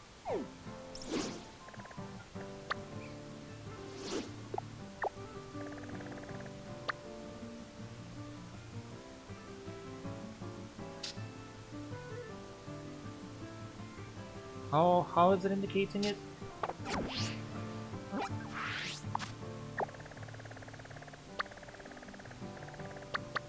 Like this one. Oh, is it by the text? Extremely dangerous. So that one's really difficult. This one down here. Middling strength among the team star bosses. So that's probably the next one in order.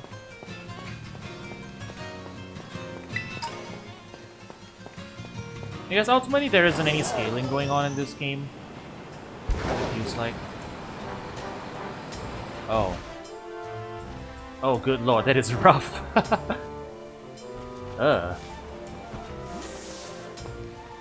Oh, Jesus.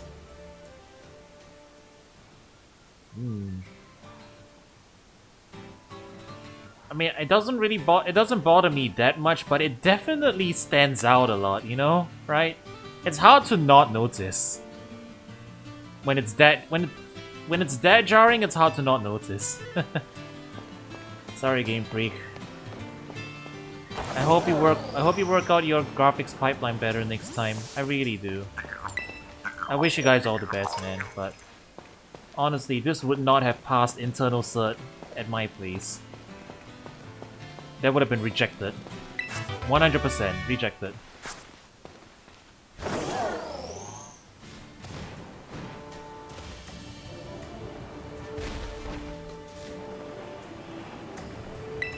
But yeah, I guess we'll just make our way to the next town first. Unlocking more quick travel points is never a bad idea. That's a high jump now, yeah. Got it. Oh, I'm like off the path now, hang on.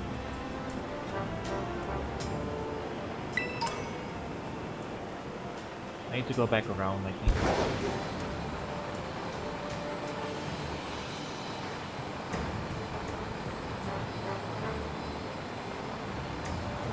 Yeah. Actually, okay, so I don't know if you guys want to hear me rattle on about why I think this game had no choice but to come out this year, and that I think that if they could have delayed, they would have. And by they, I mean like the entire Pokemon company in general. But I guess I can explain a little bit, yeah. Why I think this was the case. So while it has been only a couple months since, oops. Hang on. Alright. I thought I got soft locked there for a second. Alright. Well, okay, so while it has only been a few months since the last Pokemon mainline game, it has been almost 3 years since Sword and Shield. So it's been the third year of VGC already, for one. And I think ultimately, like, normally there's like a 2-3 year cycle between generations, right? That's the established pattern as to how long it takes to spin up the marketing machine and everything, you know? And all the merchandising stuff is interconnected, and it's very hard to shift it out of inertia. Like, even if you say they could afford to take losses there, it's difficult and complicated, and I understand why they wouldn't do it, you know? Even if you're treating it purely cynical as they don't want to lose money, there's also, like, you know, livelihoods, people's stuff behind there, so... That's not to say it's not a financial decision. It definitely is a financial decision, but...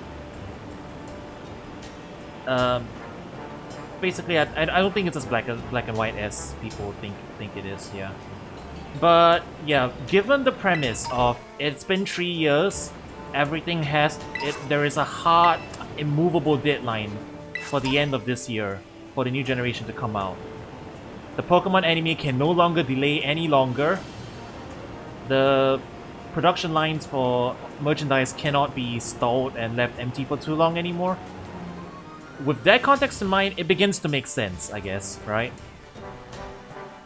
Why there's an immovable deadline? Because honestly, everything that they've been doing between the Sword and Shield DLC and Legends Arceus indicates that they do want to improve stuff, you know? And like, sure, it's taking them a little bit of time.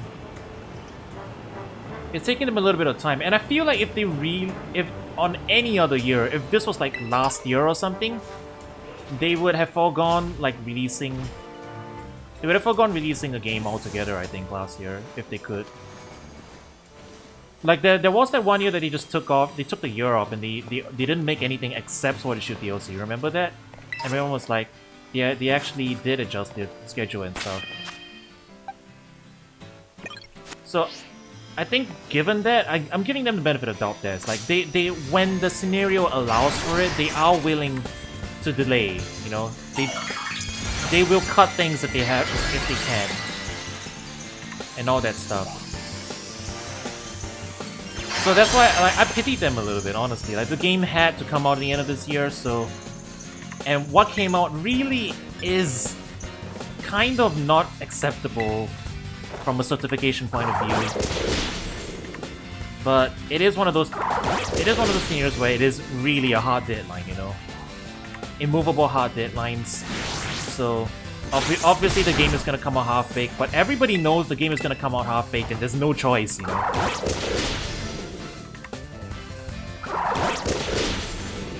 So while I get it, I don't think it's necessarily gonna be a trend. I think. Call it naive, I guess, but I think they're gonna take the next year off.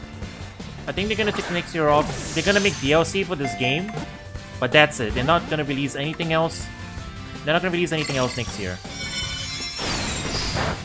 If they do announce a new title next year, though, I take everything back, and I will agree with you guys that, yeah, they don't know better and there's something seriously wrong with management. So that's the key thing. If they don't announce a new mainline game next year, I'm giving them the benefit of doubt. If they do announce a new mainline game next year, then, yeah, something's seriously wrong. But I think the ideal scenario there, the ideal scenario is DLC next year. Yeah. No, here's my ideal scenario. DLC next year, and nothing in 2024. Because they have 3 years, right? 3 years to make a new game. 3 years for, like, the following generation. I don't want to see a new mainline game from Game Freak's internal studios in 2023 or 2024. If they do that, then I think they will have learned their lesson. That's not to say I don't think a new game will come out next year, like in 2024. But I think it's going to be outsourced. Because they did experiment with outsourcing, right? What is this thing? Mystery Dungeon. Okay, spin-offs are spin-offs. They follow their own schedule. They honestly don't do anything, and that's gonna be dependent on Spike Chunsoft that's gonna be dependent on Spike Chunsoft actually getting off their ass and doing something other than Danganronpa. Alright, I'm being a bit too harsh on them. It's not like they've been doing that much Danganronpa at least recently either, but... Actually, they're making that new game that's kind of like Danganronpa, but not Danganronpa. Danganronpa art style. But yeah. So yeah, ideal scenario, nothing from Game Freak internal for Pokemon in 2023 and 2024. That's what I want to see. If they do that, then I know they will have... they are taking the time off to actually go and adjust their schedule. If they do make a Gen 5 remake, I think they're gonna outsource it. And honestly, I don't think BDSP's fault was ICLA's problem, necessarily, you know. Game Freak and ICLA probably took the extremely safe route because they have so many projects coming out. They were like, okay, just remake the game one-to-one. Don't complicate things. Don't add too many new features. Just do what needs to be done. And, you know, be done with it. That kind of thing. Give some new modern battle system quality of life stuff, but don't add anything else because adding more stuff is going to be introducing possibilities of breaking. Which I can sympathize with, you know?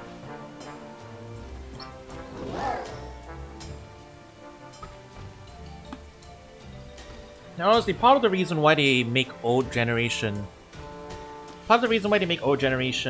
remakes sometimes is to add compatibility to current modern systems so that you can bring over units if you need to. You know, more of a necessity back in the day where like there was a Gen 1, Gen 2, there was a Gen 2 to Gen 3 split where Pokemon weren't compatible, so they had to make the remakes. But not so much an issue nowadays, although obviously the 3DS games, the DS to 3DS pipeline is a little more inaccessible nowadays, so one of the reasons that they keep making remakes as well is actually just to let people have access to those specific species. To an extent, they also just make the Pokemon straight up available in new generations and stuff too. The difficulty adjustments is one of the things that they could change without breaking things too much, because that's not new systems, that's just working within the existing systems. Then you just have to do like a pass on balancing. And yeah, honestly, BDSP's Elite Four was very fun. I had my fun with BDSP purely because I decided to make it a challenge run, you know? Like, I ran in with only half a team, using the 3 mythicals, which you never get a chance to raise because you usually get mythicals at high levels, not at level 5. So honestly, I had my fun with BDSP, you know? Oh. Is that what the bread dog turns into?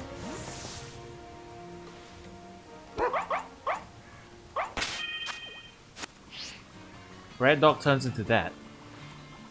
Huh. It does get baked.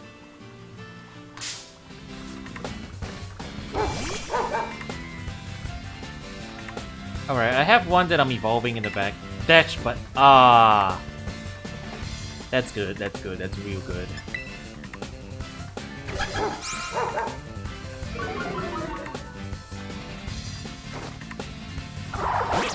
But yeah, honestly, yeah, BDSP was alright, but that's because I made my own fun out of it.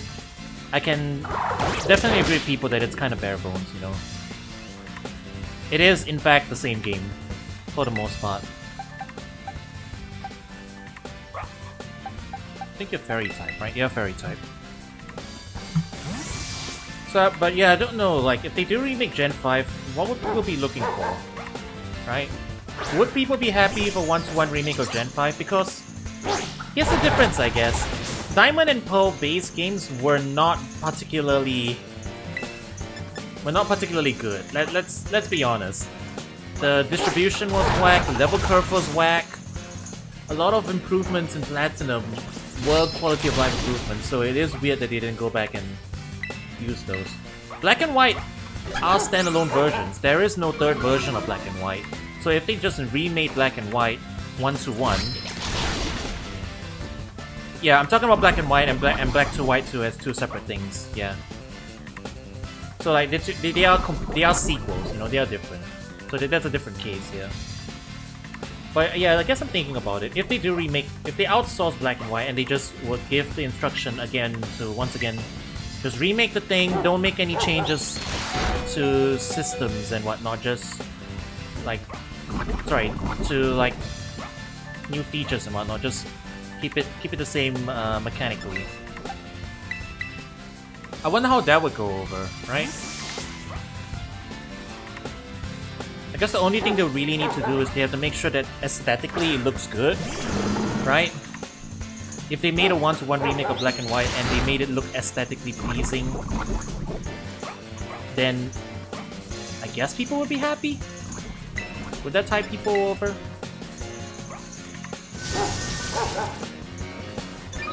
Because I want them to outsource it, honestly. I need Game Freak's internal team to take the next 2 years off. And actually work on stuff, you know? That's when you can do the catch-up period and like onboard people. Expand the hiring and onboard more people, you know? Then, if honestly all goes well after that regarding the dev cycles, then I probably can see the game after this one running smoother and looking better.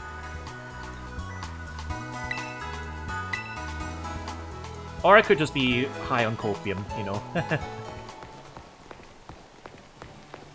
Yeah, exactly. And here's the funny thing, I've never actually played Gen 5. My DS broke around the time that... around like post-platinum time, so...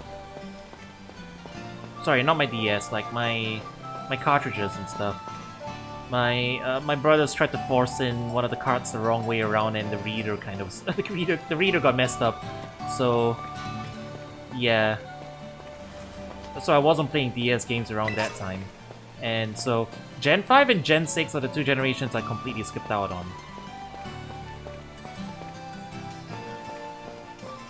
So I would actually be interested to play Black and White just to... even if it was just a one-to-one remake, you know? Like, BDSP is the last remake game where I'm like... where like, I know what was gonna happen. So personally, I would be interested, even if they just make a one-to-one remake.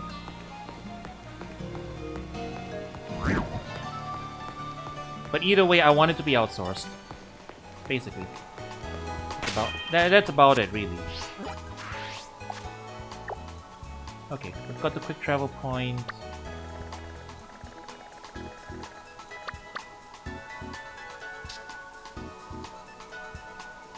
Middle of the pack, okay.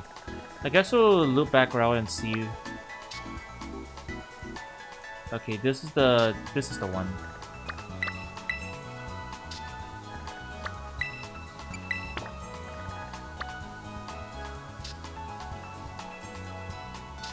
Guess we'll turn around. That's interesting. This gym says is a lot more difficult.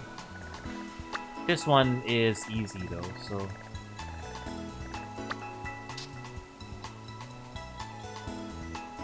Oh, this gym's also supposed to be easy? Okay. I guess we just take the left entrance now. Yeah, let's turn around and go to the west entrance. Yeah. I will probably need... I probably need to finish the game as well and get my thoughts on it. I mean, so far, I am enjoying myself. Although I wouldn't... I don't know if I would say it is the best game, mechanics-wise. But that's because I have... There's a few things I'm still looking out to see how they handle in terms of open world design, you know? I had a really high moment from yesterday's stream from being able to beat the fire crew under-leveled with proper strategy and everything, so... I'm riding off the high of like the freedom of open world games letting you... being present here. But...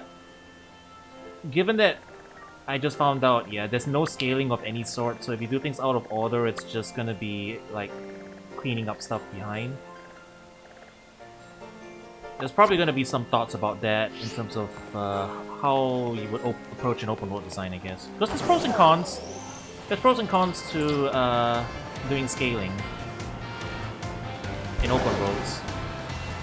There is no one correct way to go about it. But because of that, I have to think about it, yeah.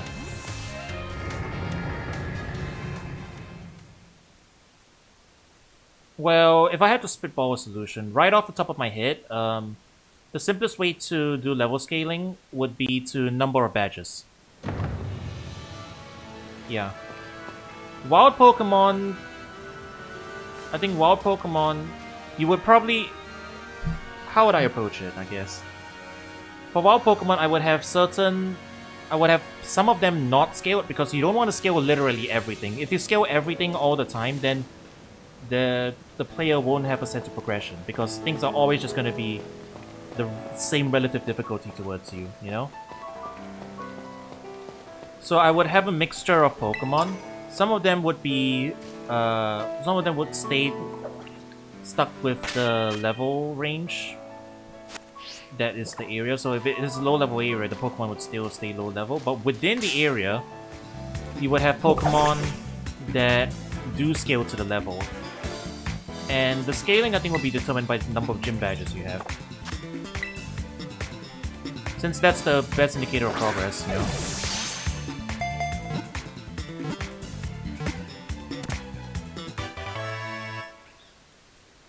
And I would do the same thing with trainers, I guess. So you will have some regular... I think you have regular trainers who don't scale. But then you will have maybe 1 or 2 ace trainers per route who do have teams that will have like different teams depending on the number of badges you have, I guess. So like key NPC trainers. If you only have a handful per route or a handful per area, then that's not going to be too many that you need to manage. I think that's where my brain goes. And then for gym leaders, obviously, you will basically same thing. Yeah, you have to give them 8 different teams, I guess, for each possible permutation of badges you have. But then that means you can tackle any gym in any order, and it will still be a challenge, you know.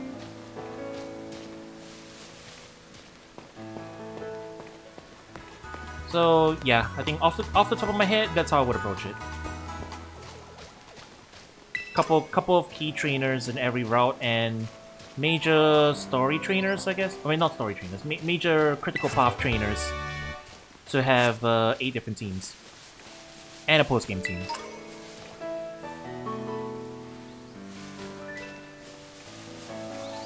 But yeah, like I said, scaling has its pros and cons. It's mainly about sense of progression. So you're not gonna please everybody with it. Having no scaling versus some scaling versus all scaling, all that stuff. Different people want different things out of it. Yeah.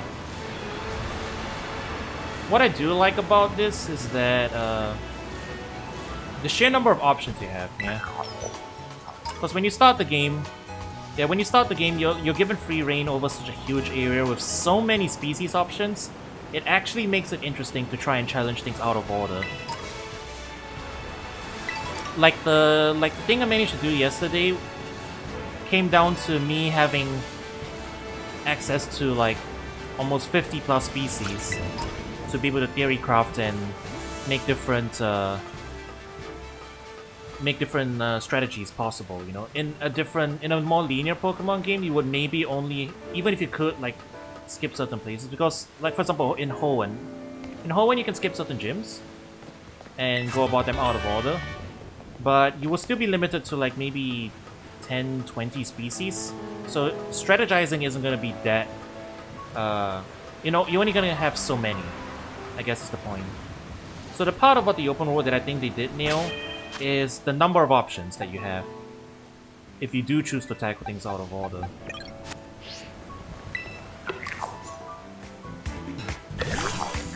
So that's what they did really well. I think that's the thing.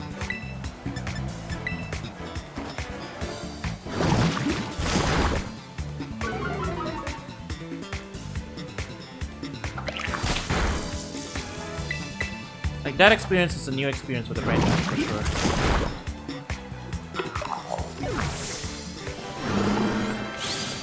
So I'm looking for more moments like that. If they give me, if there are more moments like this that give me the possibility to do this stuff, then I would be all for it, yeah.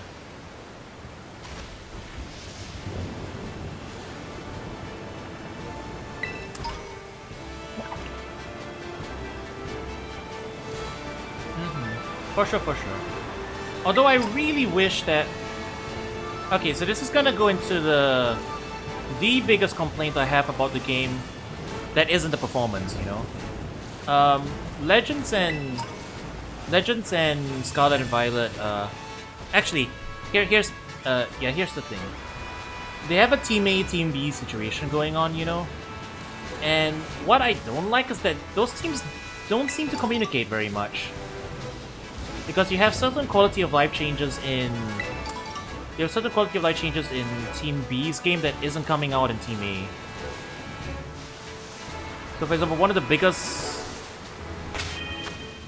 actually, I'm gonna reset the game because we've been going for 2 hours now and the game's chugging a bit, so I'm gonna reset. And we just quick traveled like across half the continent, so if that's the case, it's like a memory leak building up. I'm gonna reset the game. But yeah,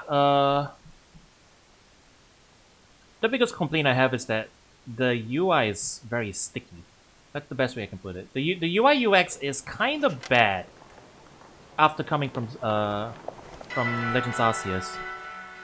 It's all the small things, unfortunately, you know, like starting a battle doesn't feel as smooth. Some of it is performance, you know. Obviously, like menus lagging out and stuff is performance, but things like every buff action requiring its own text box again, you know, instead of just displaying quickly. For example, every time you trigger Anger Shell, you have to sit through 5 text boxes for like attack up, special attack up, speed up, defense down, SP defense down. 5 text boxes you have to mash A through, you know, which is something that they got rid of in Legends Arceus, but it's back here in this game again. And then when you beat a battle in this game, we're back again to seeing all the XP bars tick up again before you have the Pokemon go back to the ball and close. In Legends Arceus, it was super smooth. You beat a battle, you can start walking, and then the XP bars will tick back up already. Those are really nice user experience smoothing out stuff, but it's not here. And I don't think it's not a matter of like not implementing it, because they implemented some of the stuff that's in Legends Arceus. I feel like the teams aren't communicating, or if they are communicating, they're not sharing tech, I guess. They're like developing on 2 different SKUs, obviously, but I think some of the stuff could have been shared better.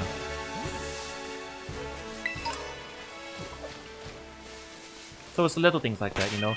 Like, you know, held items, for example. You can't just swap held items between different Pokemon here. Like, you can only change with the bag. You can't change it within the team. BDSP gave you the option to just do that, and that was a really nice quality of life change, once again. But you can't do it here, for some reason. So, yeah, that's the stuff that's really sticking out to me, I guess. That's like really been annoying me in this game. A lot of UX stuff that I just expect I expect to be there already from previous games, but for some reason it's just been rolled back, you know. And while they are minor, they're adding up. So every time that happens, I groan a little. So I wish Team A and Team B communicated more and shared code bases more, because that would make for much smoother development.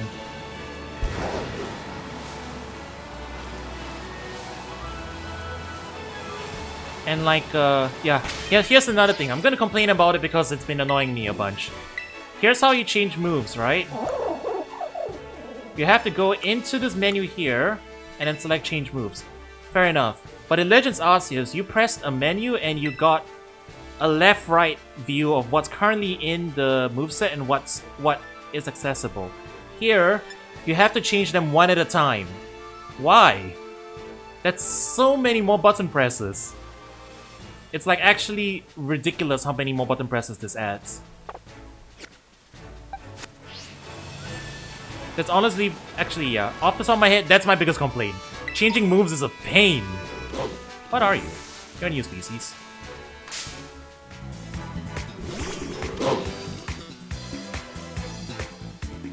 Smash Chip. Oh! You evolve into the Pokemon that, the old Pokemon that the other guy has.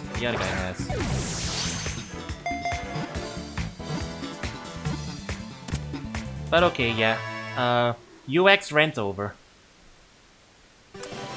I am still enjoying myself a lot, you know, but The UX drives me nuts sometimes.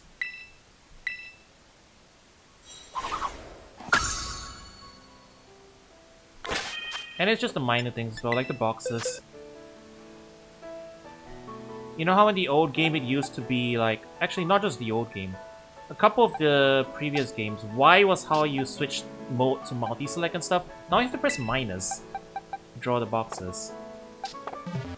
I don't know why that bothers me so much, but I guess it's just muscle memory. That and because like the minus button is all the way on the left side of the controller. If you're playing Joy-Cons, you can't navigate the menu with like...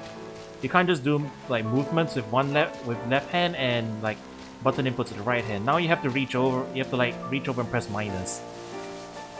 So you know, UX ergonomics. Sorry if there was a little bit unprompted, but yeah, some of the UX stuff's been really bothering me. That's deep water? Excuse me?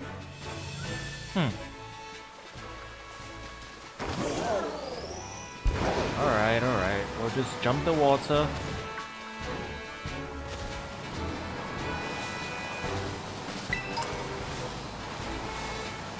But okay, we're done complaining about the UX. Let's rate this Team Star base.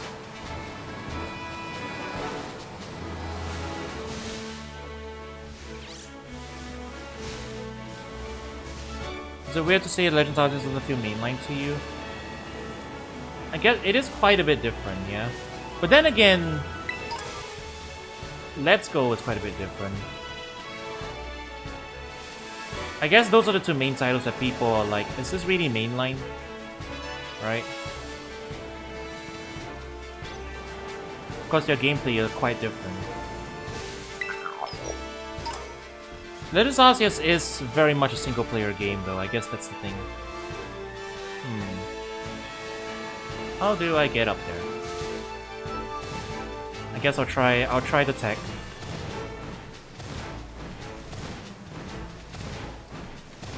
I saw this on Twitter. Ah, I screwed up. Wahoo! Wahoo! Wahoo! Wahoo! Wahoo! Wahoo! Wahoo! Ah, shit. No! Damn, so close. Yeah, I guess I can get... I guess I can see the comparison. I've never played Colosseum or XD, so I wouldn't know. Alright, let's try this again.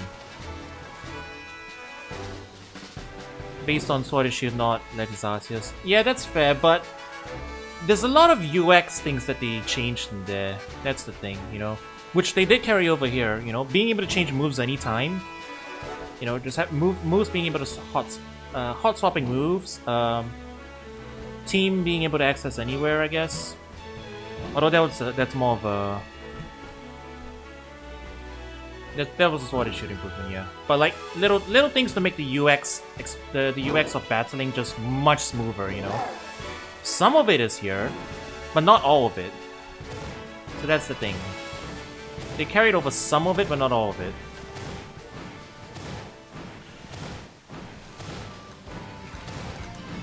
I did it, chat. I backwards long jump. I backwards long jump my way back up here.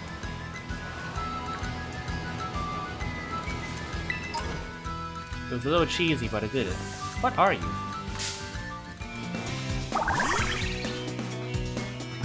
We have new music.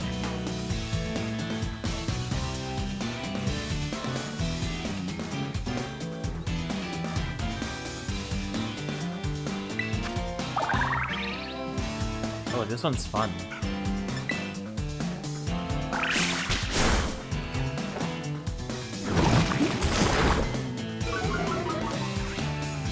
Little. Oh yeah.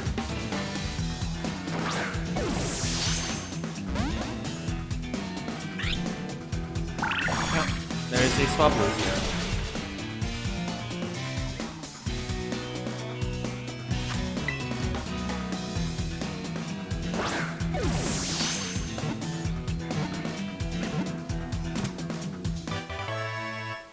Oh yes, yes. Now, if I had to list things that I love about this game, number one is the music. They knocked it out of the park. They 100% knocked it out of the park. I already have like 4 clips on my clip channel about me admiring dynamic music. It's so damn good. Although, you know, there is one thing I'm still looking for. This is a game based on Spain, right? Right, actually. This is we got confirmation of it, right? This is based on Spain. Entrance is over there somewhere. So if it's a Spanish game, we're getting some of it here, but if it's a Spanish game, I want there to be a flamenco battle theme. I need a flamenco battle theme that is straight up like, you know, Dark Pit's theme from Kid Icarus. I need that. I don't need too many. I just need at least one. At least one that's full out flamenco. The east side battle theme is pretty close. It's very guitar heavy. Oops.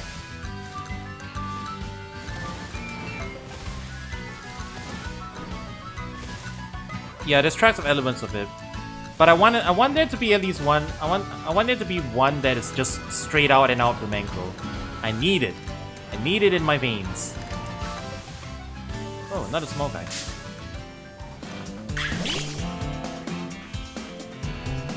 Like, it can be a boss battle theme or something or other. Anywhere. I will be fine with it. I just want one. Capsicid. What are you? What manner of creature are you? Are you a duck? Are you a chick? Are you a little chicken? Are you a kappa? We're not in the right country for that though. You are definitely a bird of some kind. You are still wearing the shell. But your name also indicates that you are a chili.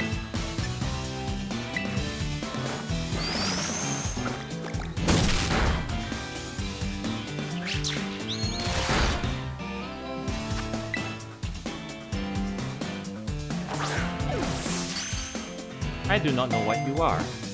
Perhaps the Pokédex can shed light on it.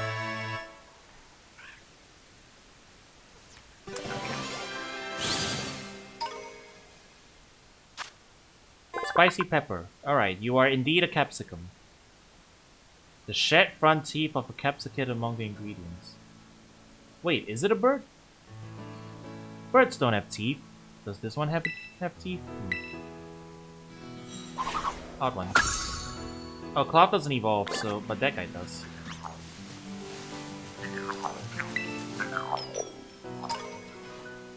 Hey, it's one of those guys. I've been looking everywhere for one of these.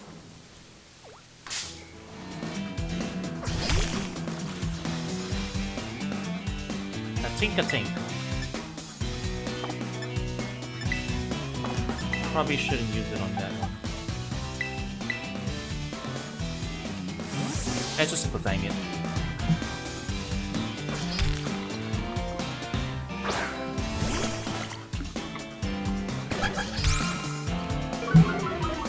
I saw one earlier off stream, but I accidentally killed it. I've been looking everywhere for one again. Kinda want to put it on the team. That's an interesting type.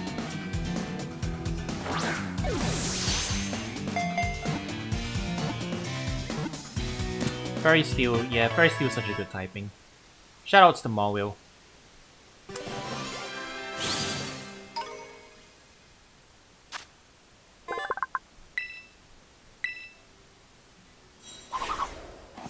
And yeah, it looks like it does evolve.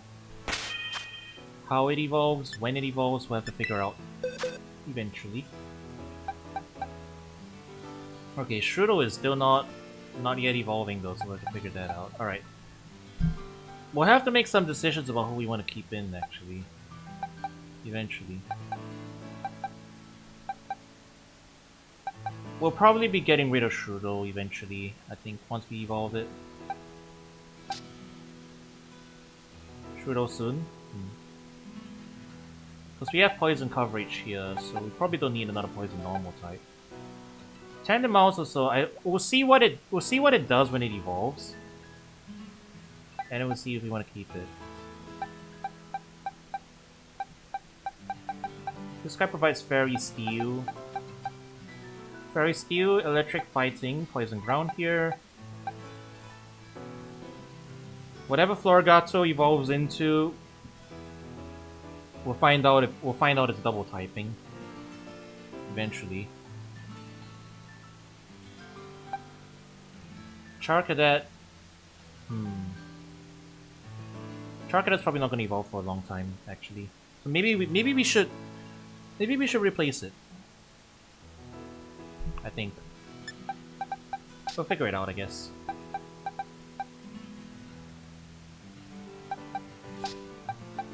Yeah, for now I guess we'll put Charcadet on the bench for a while.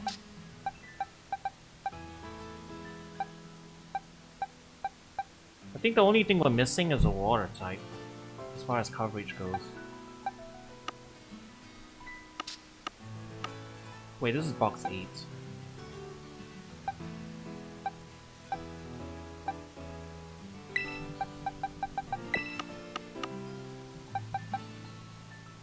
Why does it take so long for them to load into?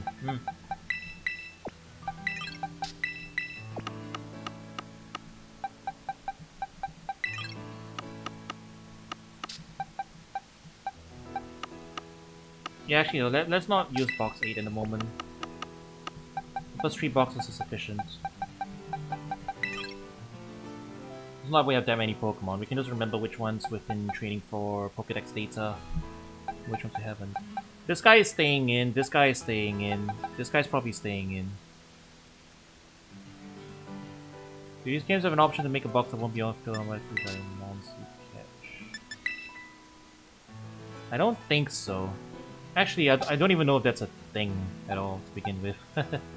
Alright, story team, this guy definitely staying in, this guy probably staying in, this guy most likely staying in. And then we've got 2 more free slots, so we'll figure it out from there.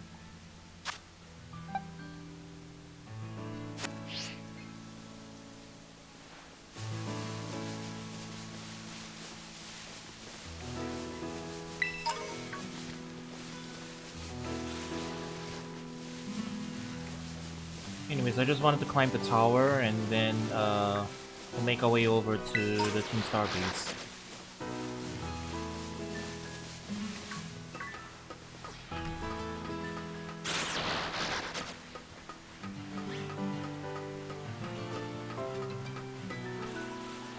Yeah, the way it usually ends up going with new games is that I end up making teams of only new Pokemon. I usually don't have any veterans on my first story playthrough. Usually. If there is enough coverage, of course. Which, you know, in Sinnoh there was not. So that's how it usually ends up. Pomo is my beloved though. Pomot, sorry. I'm still calling them by their earlier names.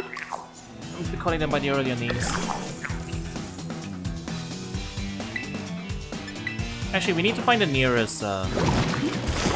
We do need to find the nearest Pokemon Center too, so that we can head off to it and heal back up before we tackle this guy. Yeah, I usually change up the naming scheme per game. I try different things usually. Alright, nearest Pokemon Center is over there.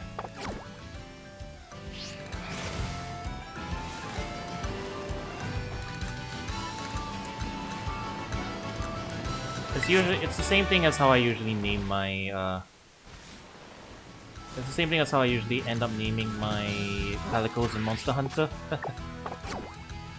Yeah, so that's the entrance. We just hop down here.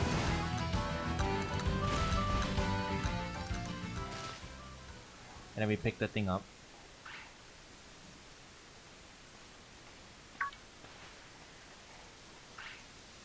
It's you, Carl. Director Clavel. Like I said before, the name's Clive. Please don't forget it.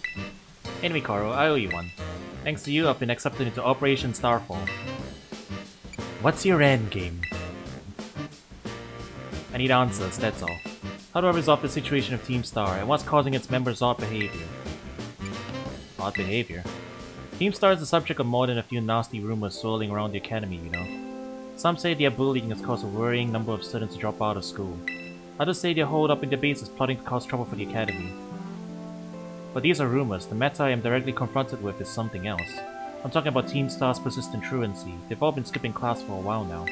5 of them in particular, the so-called bosses of Team Star, haven't so much as set foot inside the classroom for over a year. And it seems the team's rank and file have recently started stirring up mischief as well. That's why I took it upon myself to issue a direct order to Team Star to disband. I informed them that should they refuse, I would have no choice but to expel students affiliated with their team. He's really not trying to hide that he's the director, is he? He's just slipping into it. But I'm afraid there's been no response, and the deadline is set for them to make their choice between dissolution or expulsion is nigh upon us. So you see, when I overheard you talking on the phone to Cassiopeia, it couldn't have come at a more crucial time. Did he just realize that, wait, no, shit.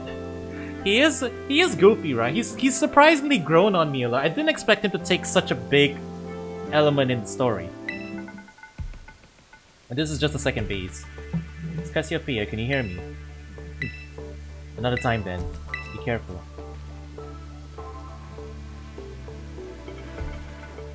I see you coming up to one of Team Star's bases. Was there someone with you just now? It's just me. Well, be warned that Team Star will have its guard up after losing one boss to you already. This base won't go down as easily as the last one. Proceed with extreme caution, I'll be in touch. Alright, how's our team doing? Honestly, not that bad. We can take down the... We'll take down the grunt first before we hit to the Pokémon Center. I have my suspicions as to who Cassiopeia is, so they kind of telegraph it, right? It's probably Penny behind that line. Just doing a terrible job of hiding because... I mean, it was already a pretty good guess. But then they had to go out and say, oh, I'm good at hacking and being behind the scenes. Oh, I get it. So you're Futaba from Persona 5. I get it.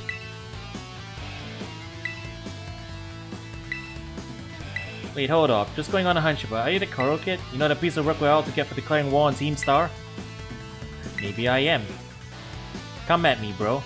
Maybe I am, he says. Cool as a cucumber. Honesty's not always the best policy, you know. You know what? Doesn't matter who you are. You're not getting through. Buzz over get trashed by me in battle, kid. What it'll be. Fight me.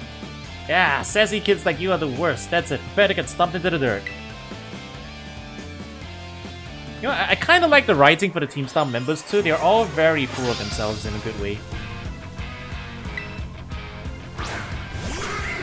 They're basically just a frat house. Right? Okay, what level are you guys? We can handle it, yeah. Easy handle. We definitely did them out of order.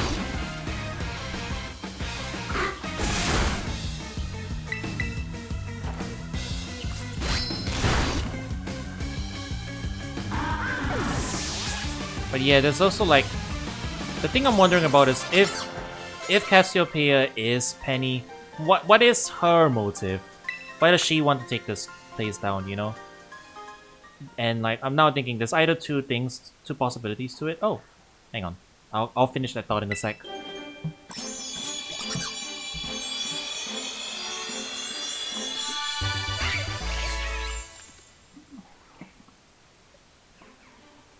There it is. There's the trailer dude. The eye. Why is it normal?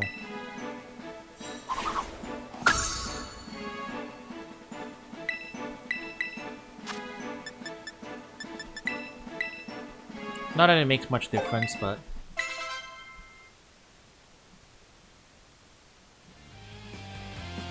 how the heck could I lose? Well, whatever, it's your problem now. Finish up here for me, would you, bud? Okay, thanks. Hasta la vista. I love their motto too, it's so good. Hasta la vista. baby. She's new to the team, you know. Might have to have a little chat with her about that attitude. Well, I'm gonna go into the base now and give the rest of the squad the heads up. We'll come at you at full force if we set foot inside, so you might want to consider turning tail. Either way, best of luck to you, amigo. Hasta la vista, baby.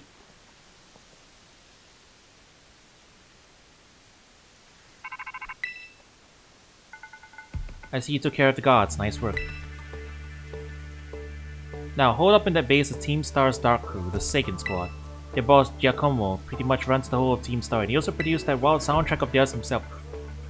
The music that they fight to is actually in-universe? That's amazing! Can I attend one of those concerts? I love your music, man!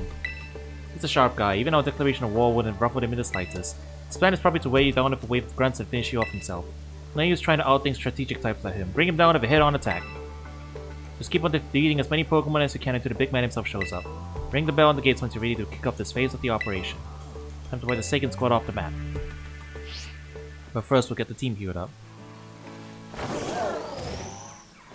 Yeah. Very cute that they canonically have that music made in universe.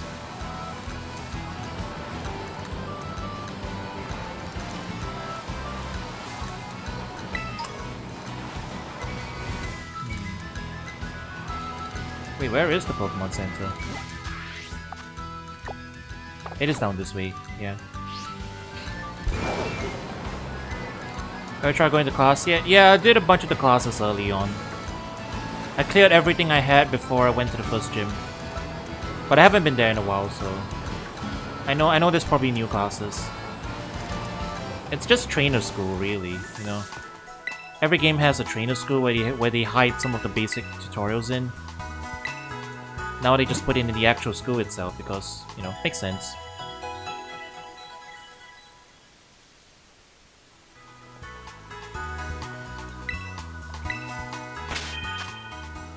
Okay, so... I think we'll probably put Grafai back in the box now. Yeah, there is more to it than just giving info, you know. They presented it in a way that makes sense in universe, and I appreciate that. Yeah, this guy's fun and all, but I'm burdened, and we already have poison type coverage and normal type coverage, so I think here's where we'll put him in the box for now. Now that we have his data, Charcadet's gonna go back on the team for a bit, and we'll work it out from there.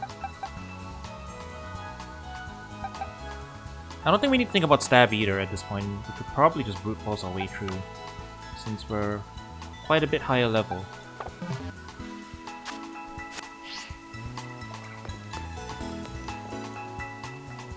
We're gonna have to check what's up there later too.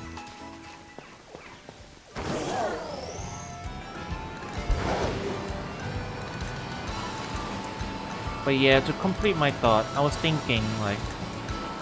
I'm wondering if Penny had any previous ties with Team Star, you know? Like, they mentioned there's a mysterious boss behind all of them, right?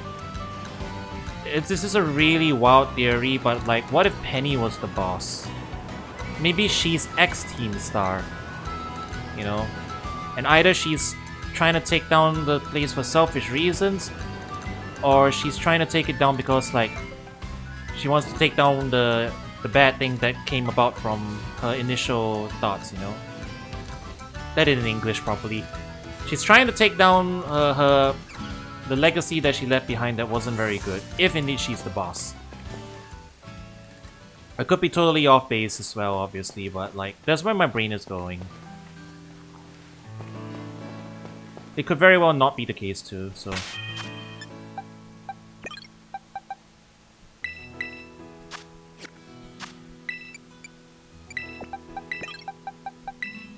Alright, we'll have these three in front.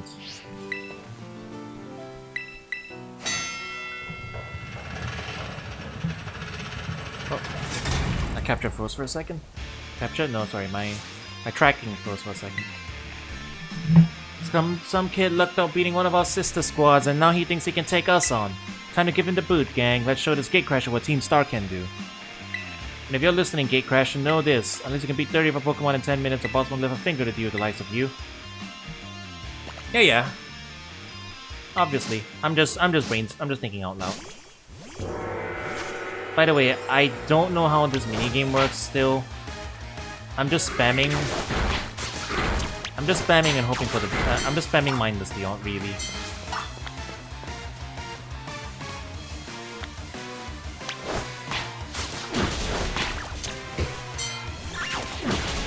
We are just beating them up.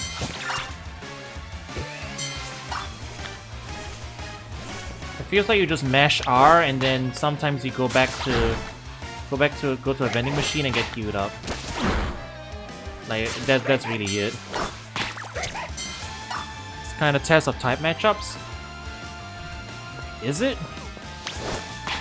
I don't know how you control what comes out though. Is there actually a way to, like, for example, okay, up next is Tandem Mouse. Can you swap who's coming out next?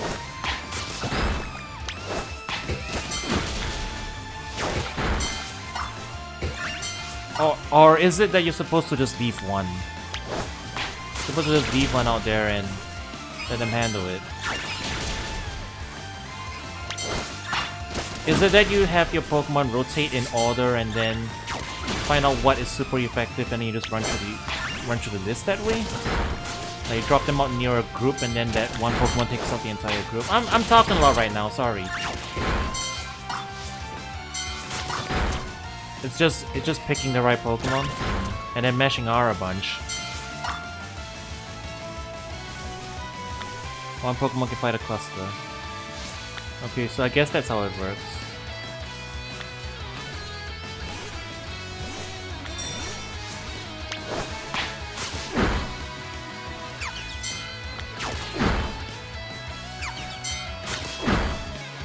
Oh, whatever, we're done.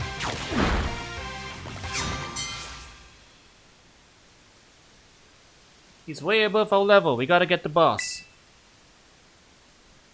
Fair enough. So the gameplay is all just in, like, picking the tree to go in.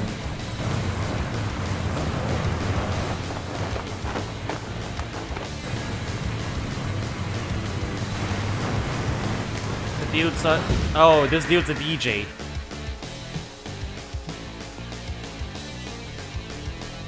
I like his design. You've done a real number on us, Party Crasher. Carl, was it? I'm Giacomo. At the deck, I go by DJ Vice. Call me whichever, it's a vibe either way. Nice to meet you and all, but how about we skip straight to your outro? Don't worry, I'll play your sick requiem as you crash and burn. I like this guy. Let's get this party started. I like this guy. I dig his energy. Yes, goddamn, the Team Star music is so good.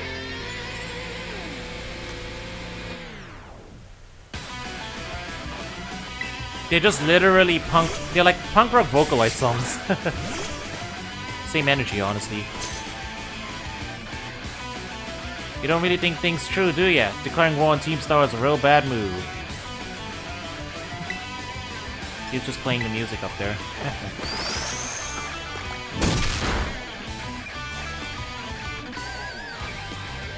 This beat will drop to bust your ears open. DJ Vice bringing the house down! I wonder if Super Fang works on the big guy.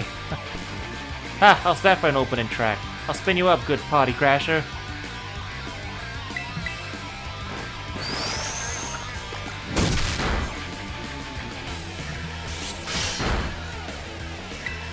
It probably does, actually.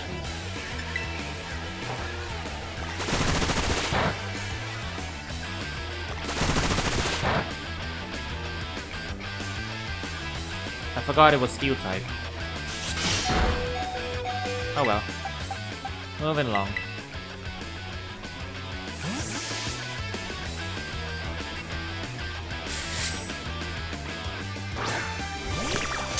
Wait, I gotta turn this up.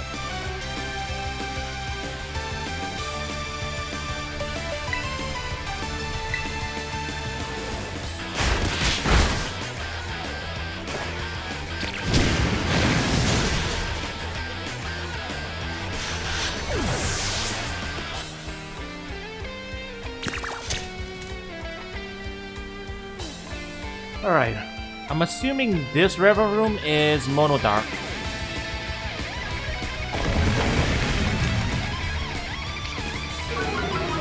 Oh, Intimidate, huh? Well, that's not as bad. That's definitely not as bad as, Wicked Talk. Oh, that's painful.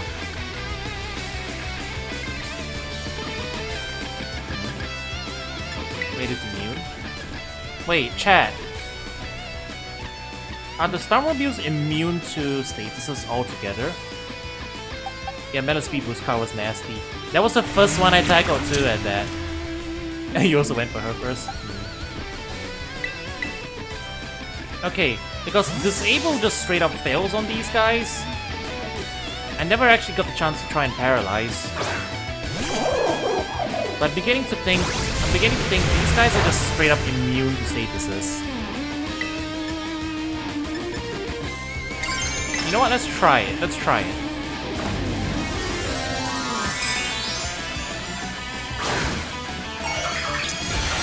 I saved my run as a clip. So I'll link you to it. I'll link you to it when it goes up. Because it was some super hype stuff, man. It was like down to last Pokemon, last hit. Yeah. Okay, it's just straight up immune to statuses. You cannot paralyze it, burn it, or anything.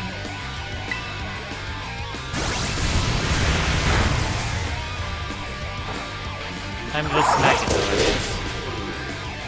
Yeah, they're like super tanky too.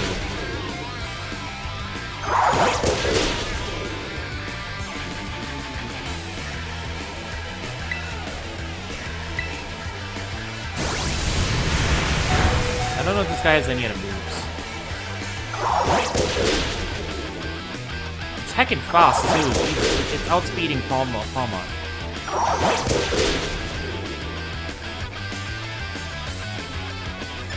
Let's keep it alive for getting the experience. Definition of evil team in Pokemon games has changed a lot recently, but I'm a fan. Yeah, so am I. They don't all need to be. They don't all need to be the Yakuza, you know, right? We got. Actually, let me think about it. We got the Yakuza again. Echo Terrorists. A cult leader. Another cult leader. And then, another cult leader. Actually, yeah, we had 3 cult leaders in a row, more or less. And then, the local gang. K-pop stands. No, football hooligans. And then now a frat house. It's all good, though.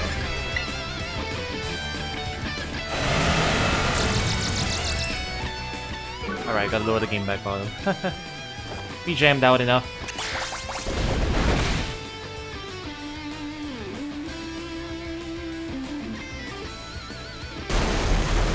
Yeah, that's true. Gen 7 had the local gang and the... You've studied science too far, you fools team. So, yes, that's that.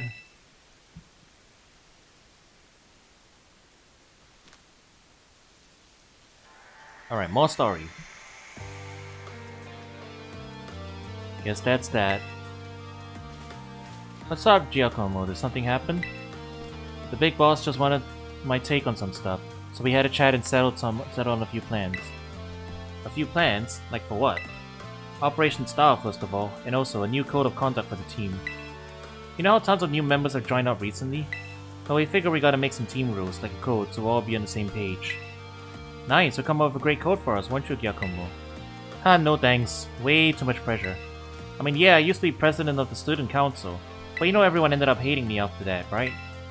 Of course we know. You forced a ton of stuffy rules on everyone and they wouldn't take it. You got some other nerd to replace you after, like, 5 minutes. Cannot help but concur. Male students' hair must stray no further than 1.8 inches below the nape and so forth. Your rules were vexation made manifest. My point exactly. So you all agree that I shouldn't be let anywhere near this new code. But you always know what's best for the team, Giacomo. You always look out for us. We've earned our trust many times over. Without you, Team Star just wouldn't work. That stuck-up student council press isn't who you are anymore, man. The code written by the Giacomo I'm looking at now, I'll follow that any day. As would I. Okay, okay, thanks for the ego boost, everyone. I'll do it. I'll write up the darn code. I did the best I could. I wrote that code myself and there's no going back on it now. My days as a boss are over. So here, take my star badge with ya.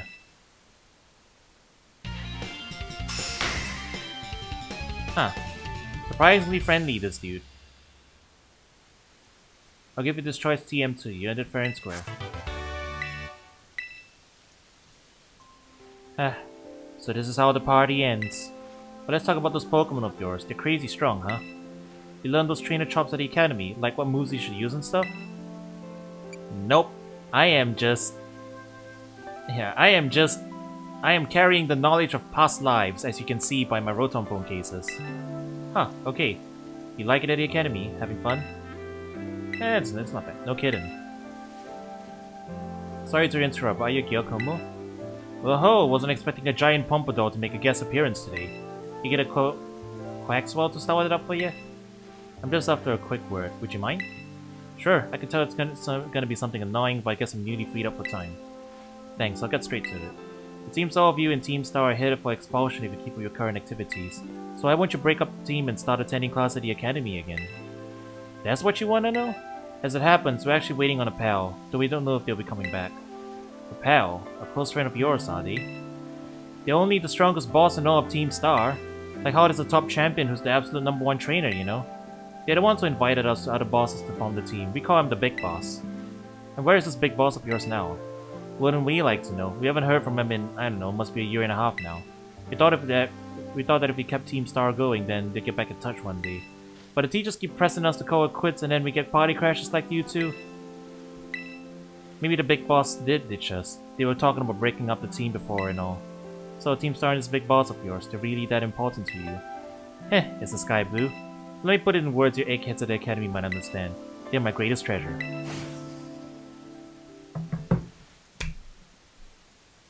I'm picking up on the context clues. Chat. I'm picking up on the context clues. Calculating. The Big Boss is Penny. I am 99% certain that the Big Boss is Penny. Right? That's too much. There's too much lining up. Hasn't attended the academy in years. That's her. She was reclusive as well. Talking about breaking up the team before. Who's breaking up the team now? Maybe she's just trying to get them all to come back to school like she did. Through this weird roundabout method. It's definitely very possible. That is my leading theory for now. Karo, it's me. I take it that Gyakumo's star badge is now in your possession. I see. With its boss out of the picture, the second squad is pretty much done for. Gyakumo. Sorry, I got distracted for a second there again. Now, about your reward, I'll transfer some LP over to your phone as promised. See, if we are accepting the idea that Cassiopeia is actually Penny, the fact that she's getting, like, she almost sounds like she's reminiscing behind there, right? Yeah, I have a pretty good idea where the story is going now. But you know what? So far the execution's been really good. You wanna watch? Alright, alright. It'll probably be sometime in the next 3 days. Since I'm planning to marathon it, so like I'll be back tonight for another session, and then same for tomorrow and Wednesday probably.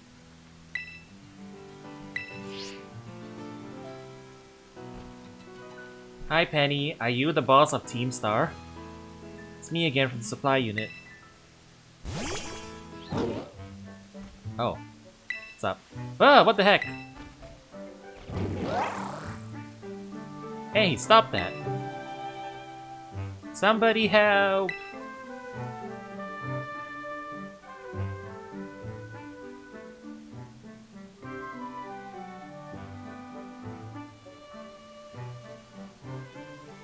Yeah, it drew it all over me. What even is that Pokemon anyway? It doesn't have a tongue. It still drew though.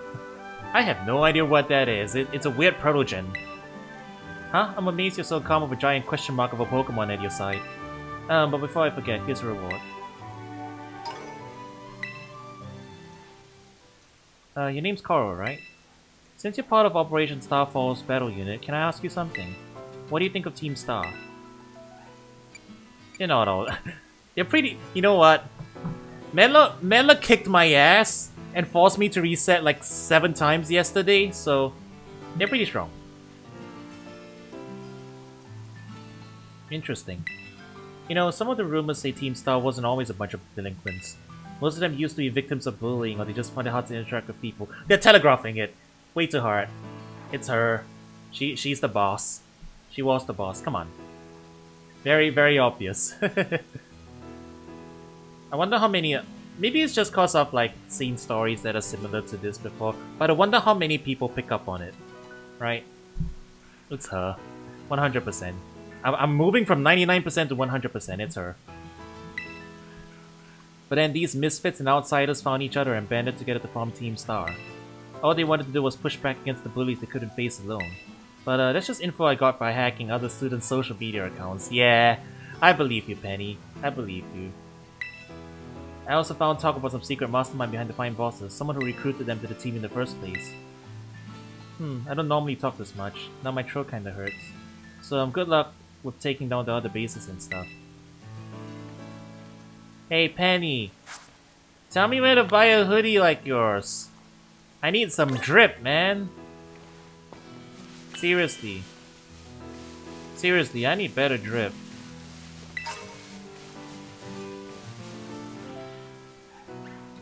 If there's one thing I'm sad about in this game is that there's not a lot of code options. It looks like you just get the uniforms and that's it. Unless more stuff opens up post-game. I haven't found any stores. I haven't found any stores that sell this, that sell clothes, unfortunately. So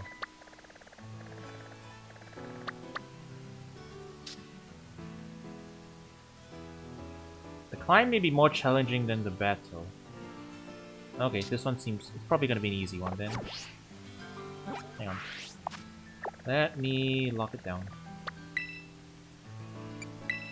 Yeah, one more traversal ability is probably gonna be nice.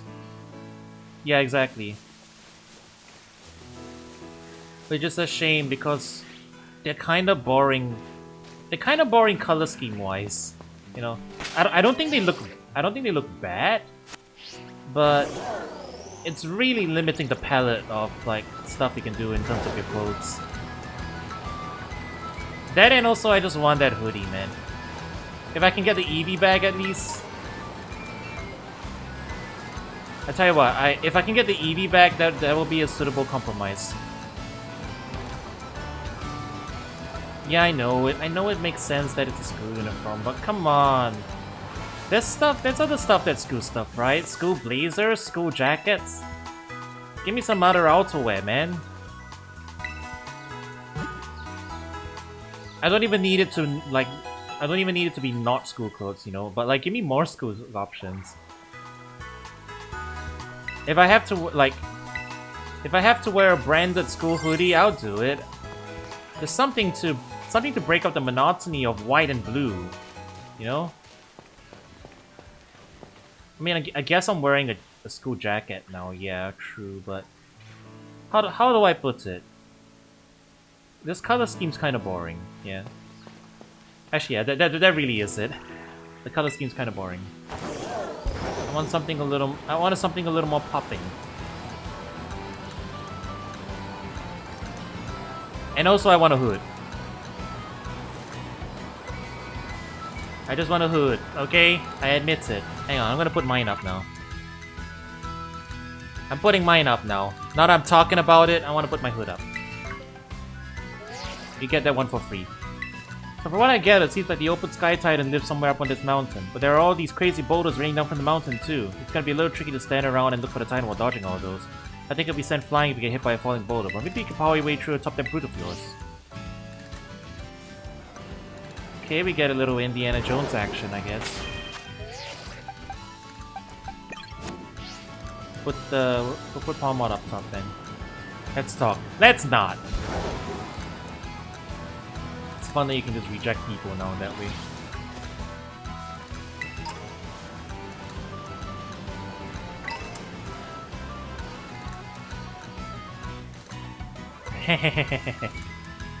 Oh.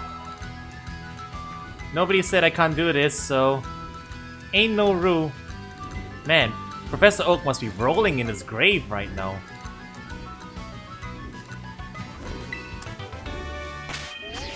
I don't think this is a fast travel point anyway, so... Yeah, it's not.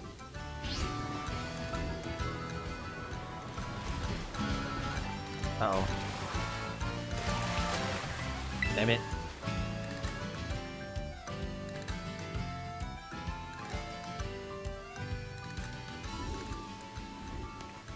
Alright. Let's actually just go this way now.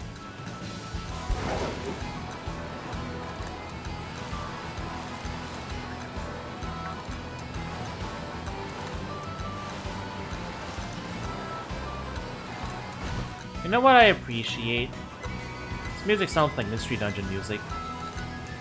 Oh, is that it? That's kinda hard to miss, isn't it? Big guy.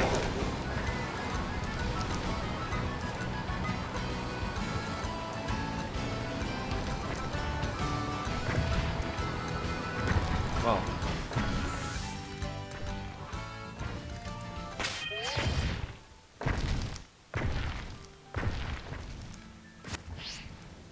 What actually happens if a boulder runs into us, I wonder?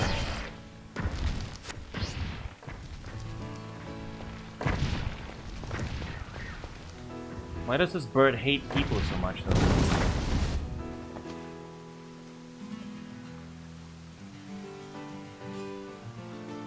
Oh, that's all? It just bonks you down here?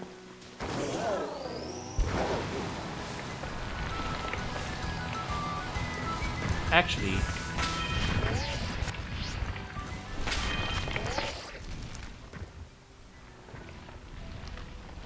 I thought so.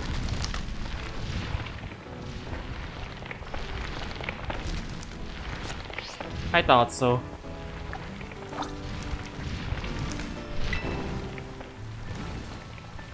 Yeah? Yeah?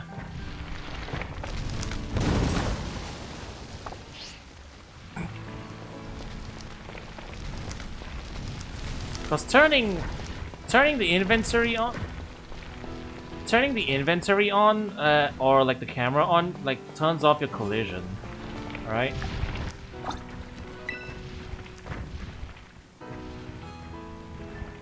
So... You know, so that you don't get picked out of the menu while doing stuff. But... Okay, when you're in the so when you're in the camera, the rocks still break on you. When you're in the menu, they don't care. They phase through you. Wow. That is really funny that you can just cheese the game this way, though. I mean, it's not like it's that hard, but like the fact that you just do this and then, you know, all you really need to do is press this button, and now you're totally safe. You can just wait out the wave.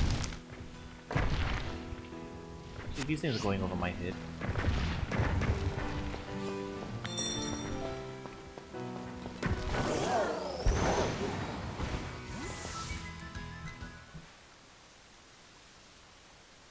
Alright, fight me, giant flying void. Are you what? Oh, excuse me? Oh, it's a stork. That looked questionable for a second. Oh, it actually is just stork. Bombardier, the open sky titan.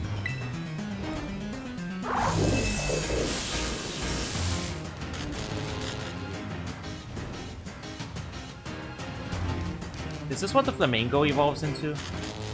Or is this a separate species? The skin flap looks a bit weird, I'm not gonna lie.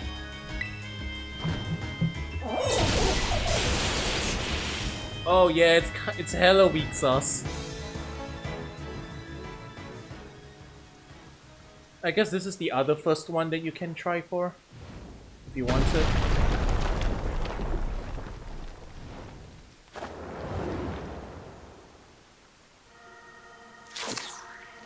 It doesn't even give us the runaround, it just pops back up here and eats it, huh? Carl, you managed to get the Titan somehow, huh? Yeah, it was easy. I just had to pull the camera out and suddenly I was invincible. So that's the Open Sky Titan. Wait, this Titan what's been dropping all those boulders? I was lucky enough to be able to sneak up here because it had all its attention on you a little bit. Looks like it's trying to power itself up, like it's some kind of mystical Mew power or something. So it better get ready to go all out.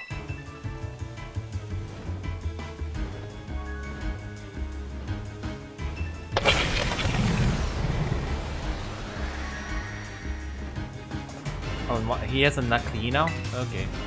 Okay, but what if I just... Trying to drop rocks on folks is dangerous. Let's give this thing a good taste of defeat.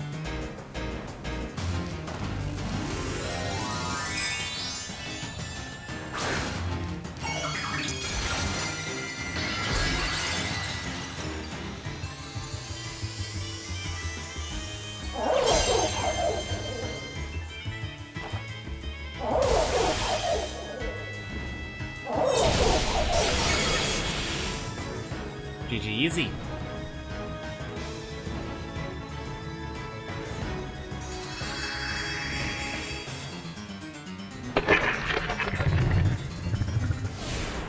Okay, not gonna lie, that skin flap, the skin flap that is constantly picking up in his beak is kind of uncanny, and I don't like it.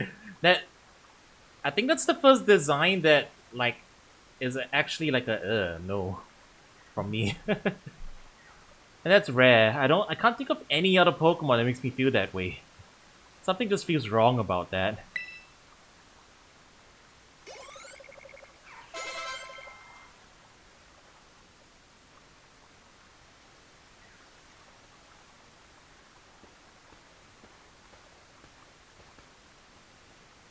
Yes, way to go, Koro. Looks like we don't have to worry about any more falling boulders falling on us now, huh?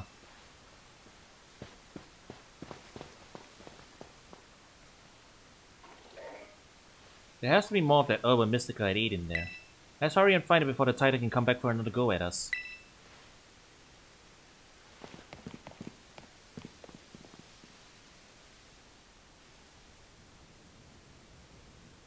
I'm sure there's some here too.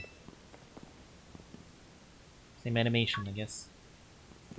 Aha!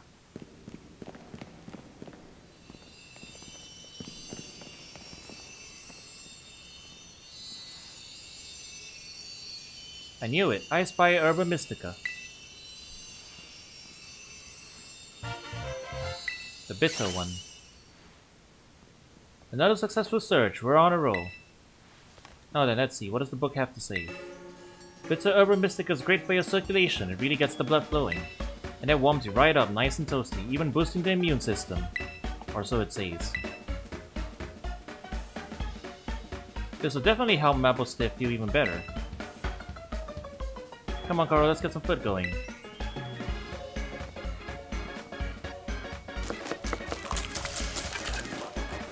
Cooking noises. Sorry to keep you waiting. Here you go, another one of your favorite OR oven sandwiches. And it comes with a special Titan badge. The Pokemon League may not appreciate it, but I hope you appreciate it all the same.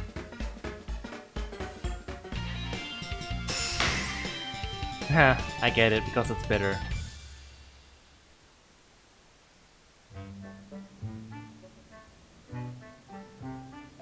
And then Miraidon's gonna show up. Right on cue.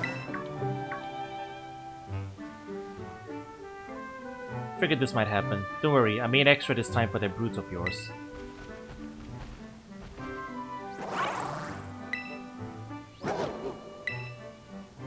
This is mine. I'll share. Fine. Machine wants bread. Come on out, Maple Stiff. Got some for you too, bud.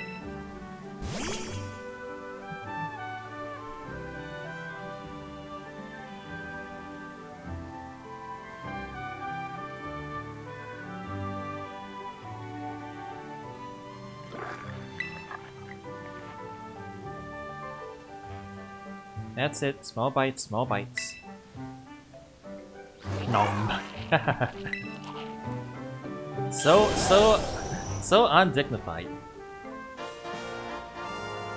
Oh, we can finally not die in water now. Hooray. Come on, at least bother to taste it before you swallow it right down, would you?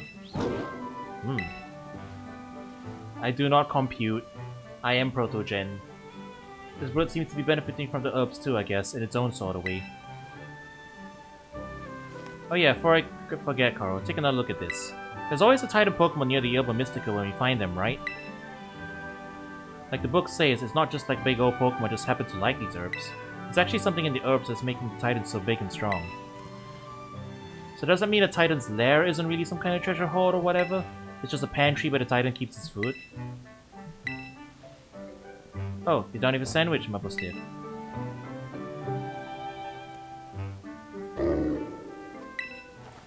Ugh. You heard that right, Coral. Maple Stiff just woofed, right?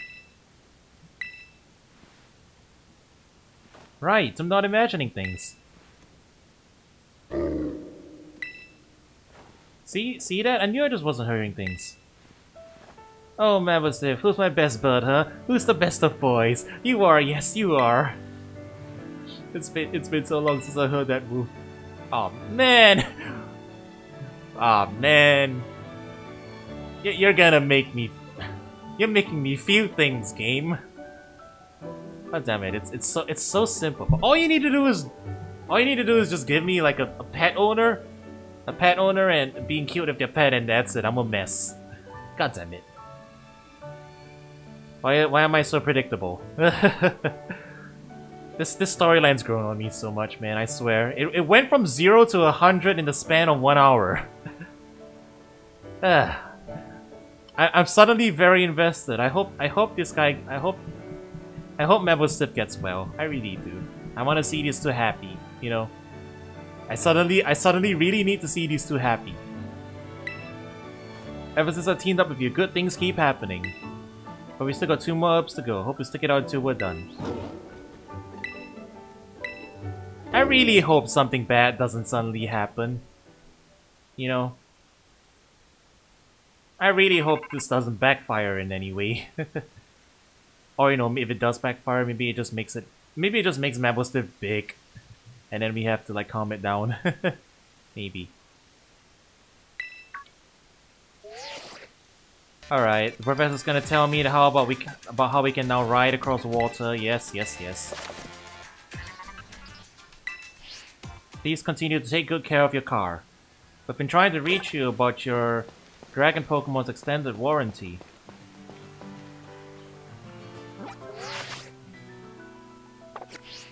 We're at 100 caught now. Very cool.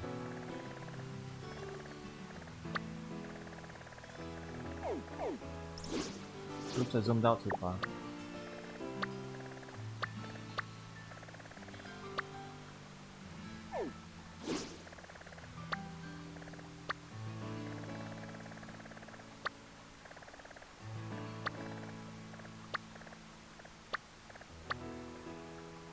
We're actually... yeah, we're 3 out of 5 on Path of Legends, so...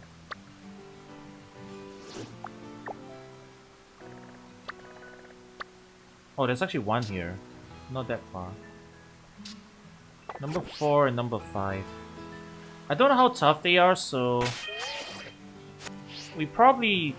should we brute force it? We could probably brute force it, honestly. Because the bosses aren't that hard. This mode is probably the easiest mode, actually, in terms of, like, battling.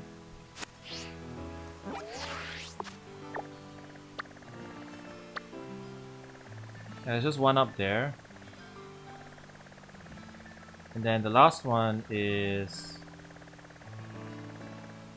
probably up here in the ice area.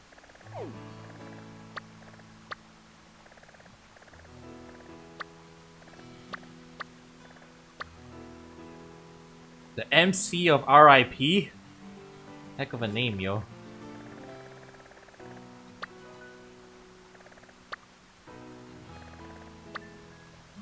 Oh, there's actually just 2 gyms in the region. Oh no, the last one's here in the lake. Highly dangerous. Alright, I guess we'll head down here to this Pokemon Center. We already have the fast travel points for stuff down here, so getting down to Cortondo and doing that gym is not gonna be too tricky. So, yeah, I tell you what, we'll head down, we'll grab this quick travel point, and then we'll probably stop for today. Or rather, stop for now. We'll be back in the evening. We'll be back at night. We'll be back at night to continue. Oh. Do we really have to catch one? I guess so. I guess so.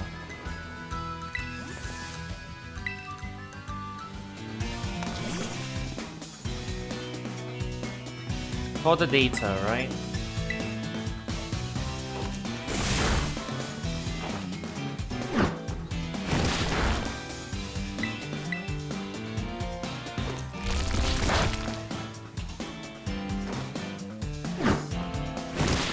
But yeah, so we don't burn ourselves out, we'll grab that quick travel point, and then we will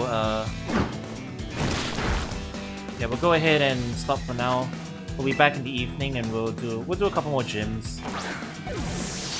The gyms are probably the next big thing, since we're behind on those.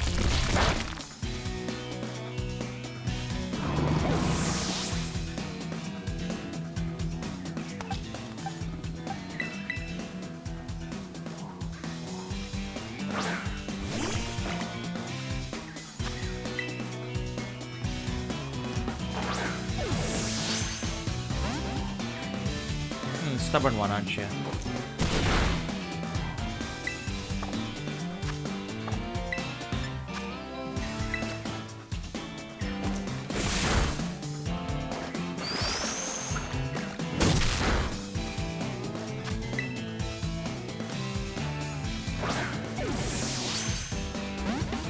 Oh wow.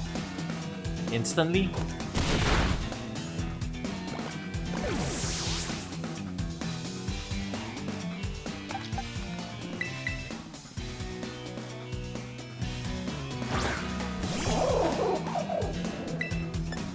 Alright, alright.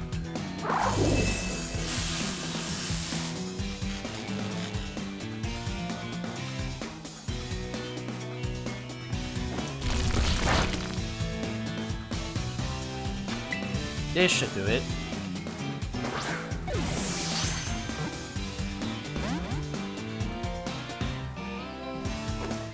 What is this guy's catch rate, yo?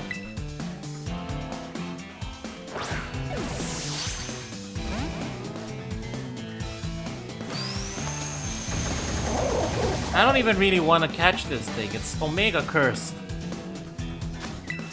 Please just get in the ball. Why? Sir? Sir, please cooperate. Or ma'am. It's a ma'am. Fine, I'll use the Ultra. Get in. Heckin' get in. Why?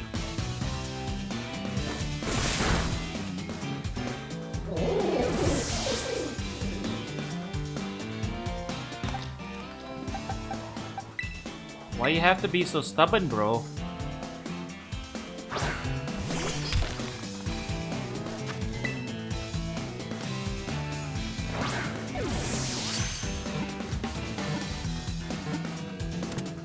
Ah. What a pain.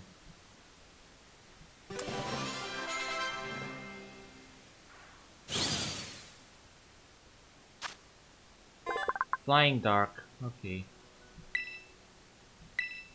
The item drop Pokemon. Oh, it's not evolved from the Flamingo. It is simply... It simply exists.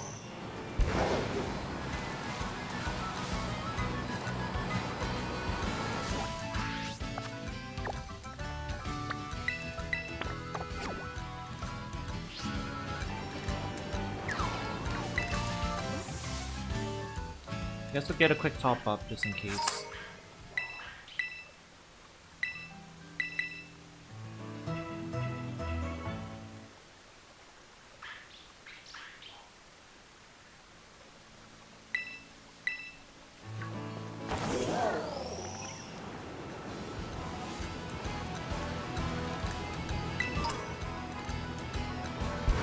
Oh, there it is.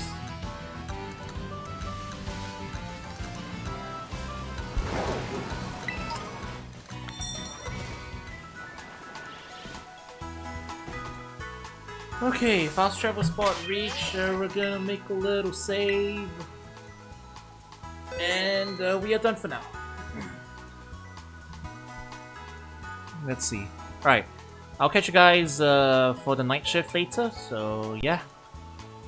We'll see you for more Pokemon in a bit. Have a good one.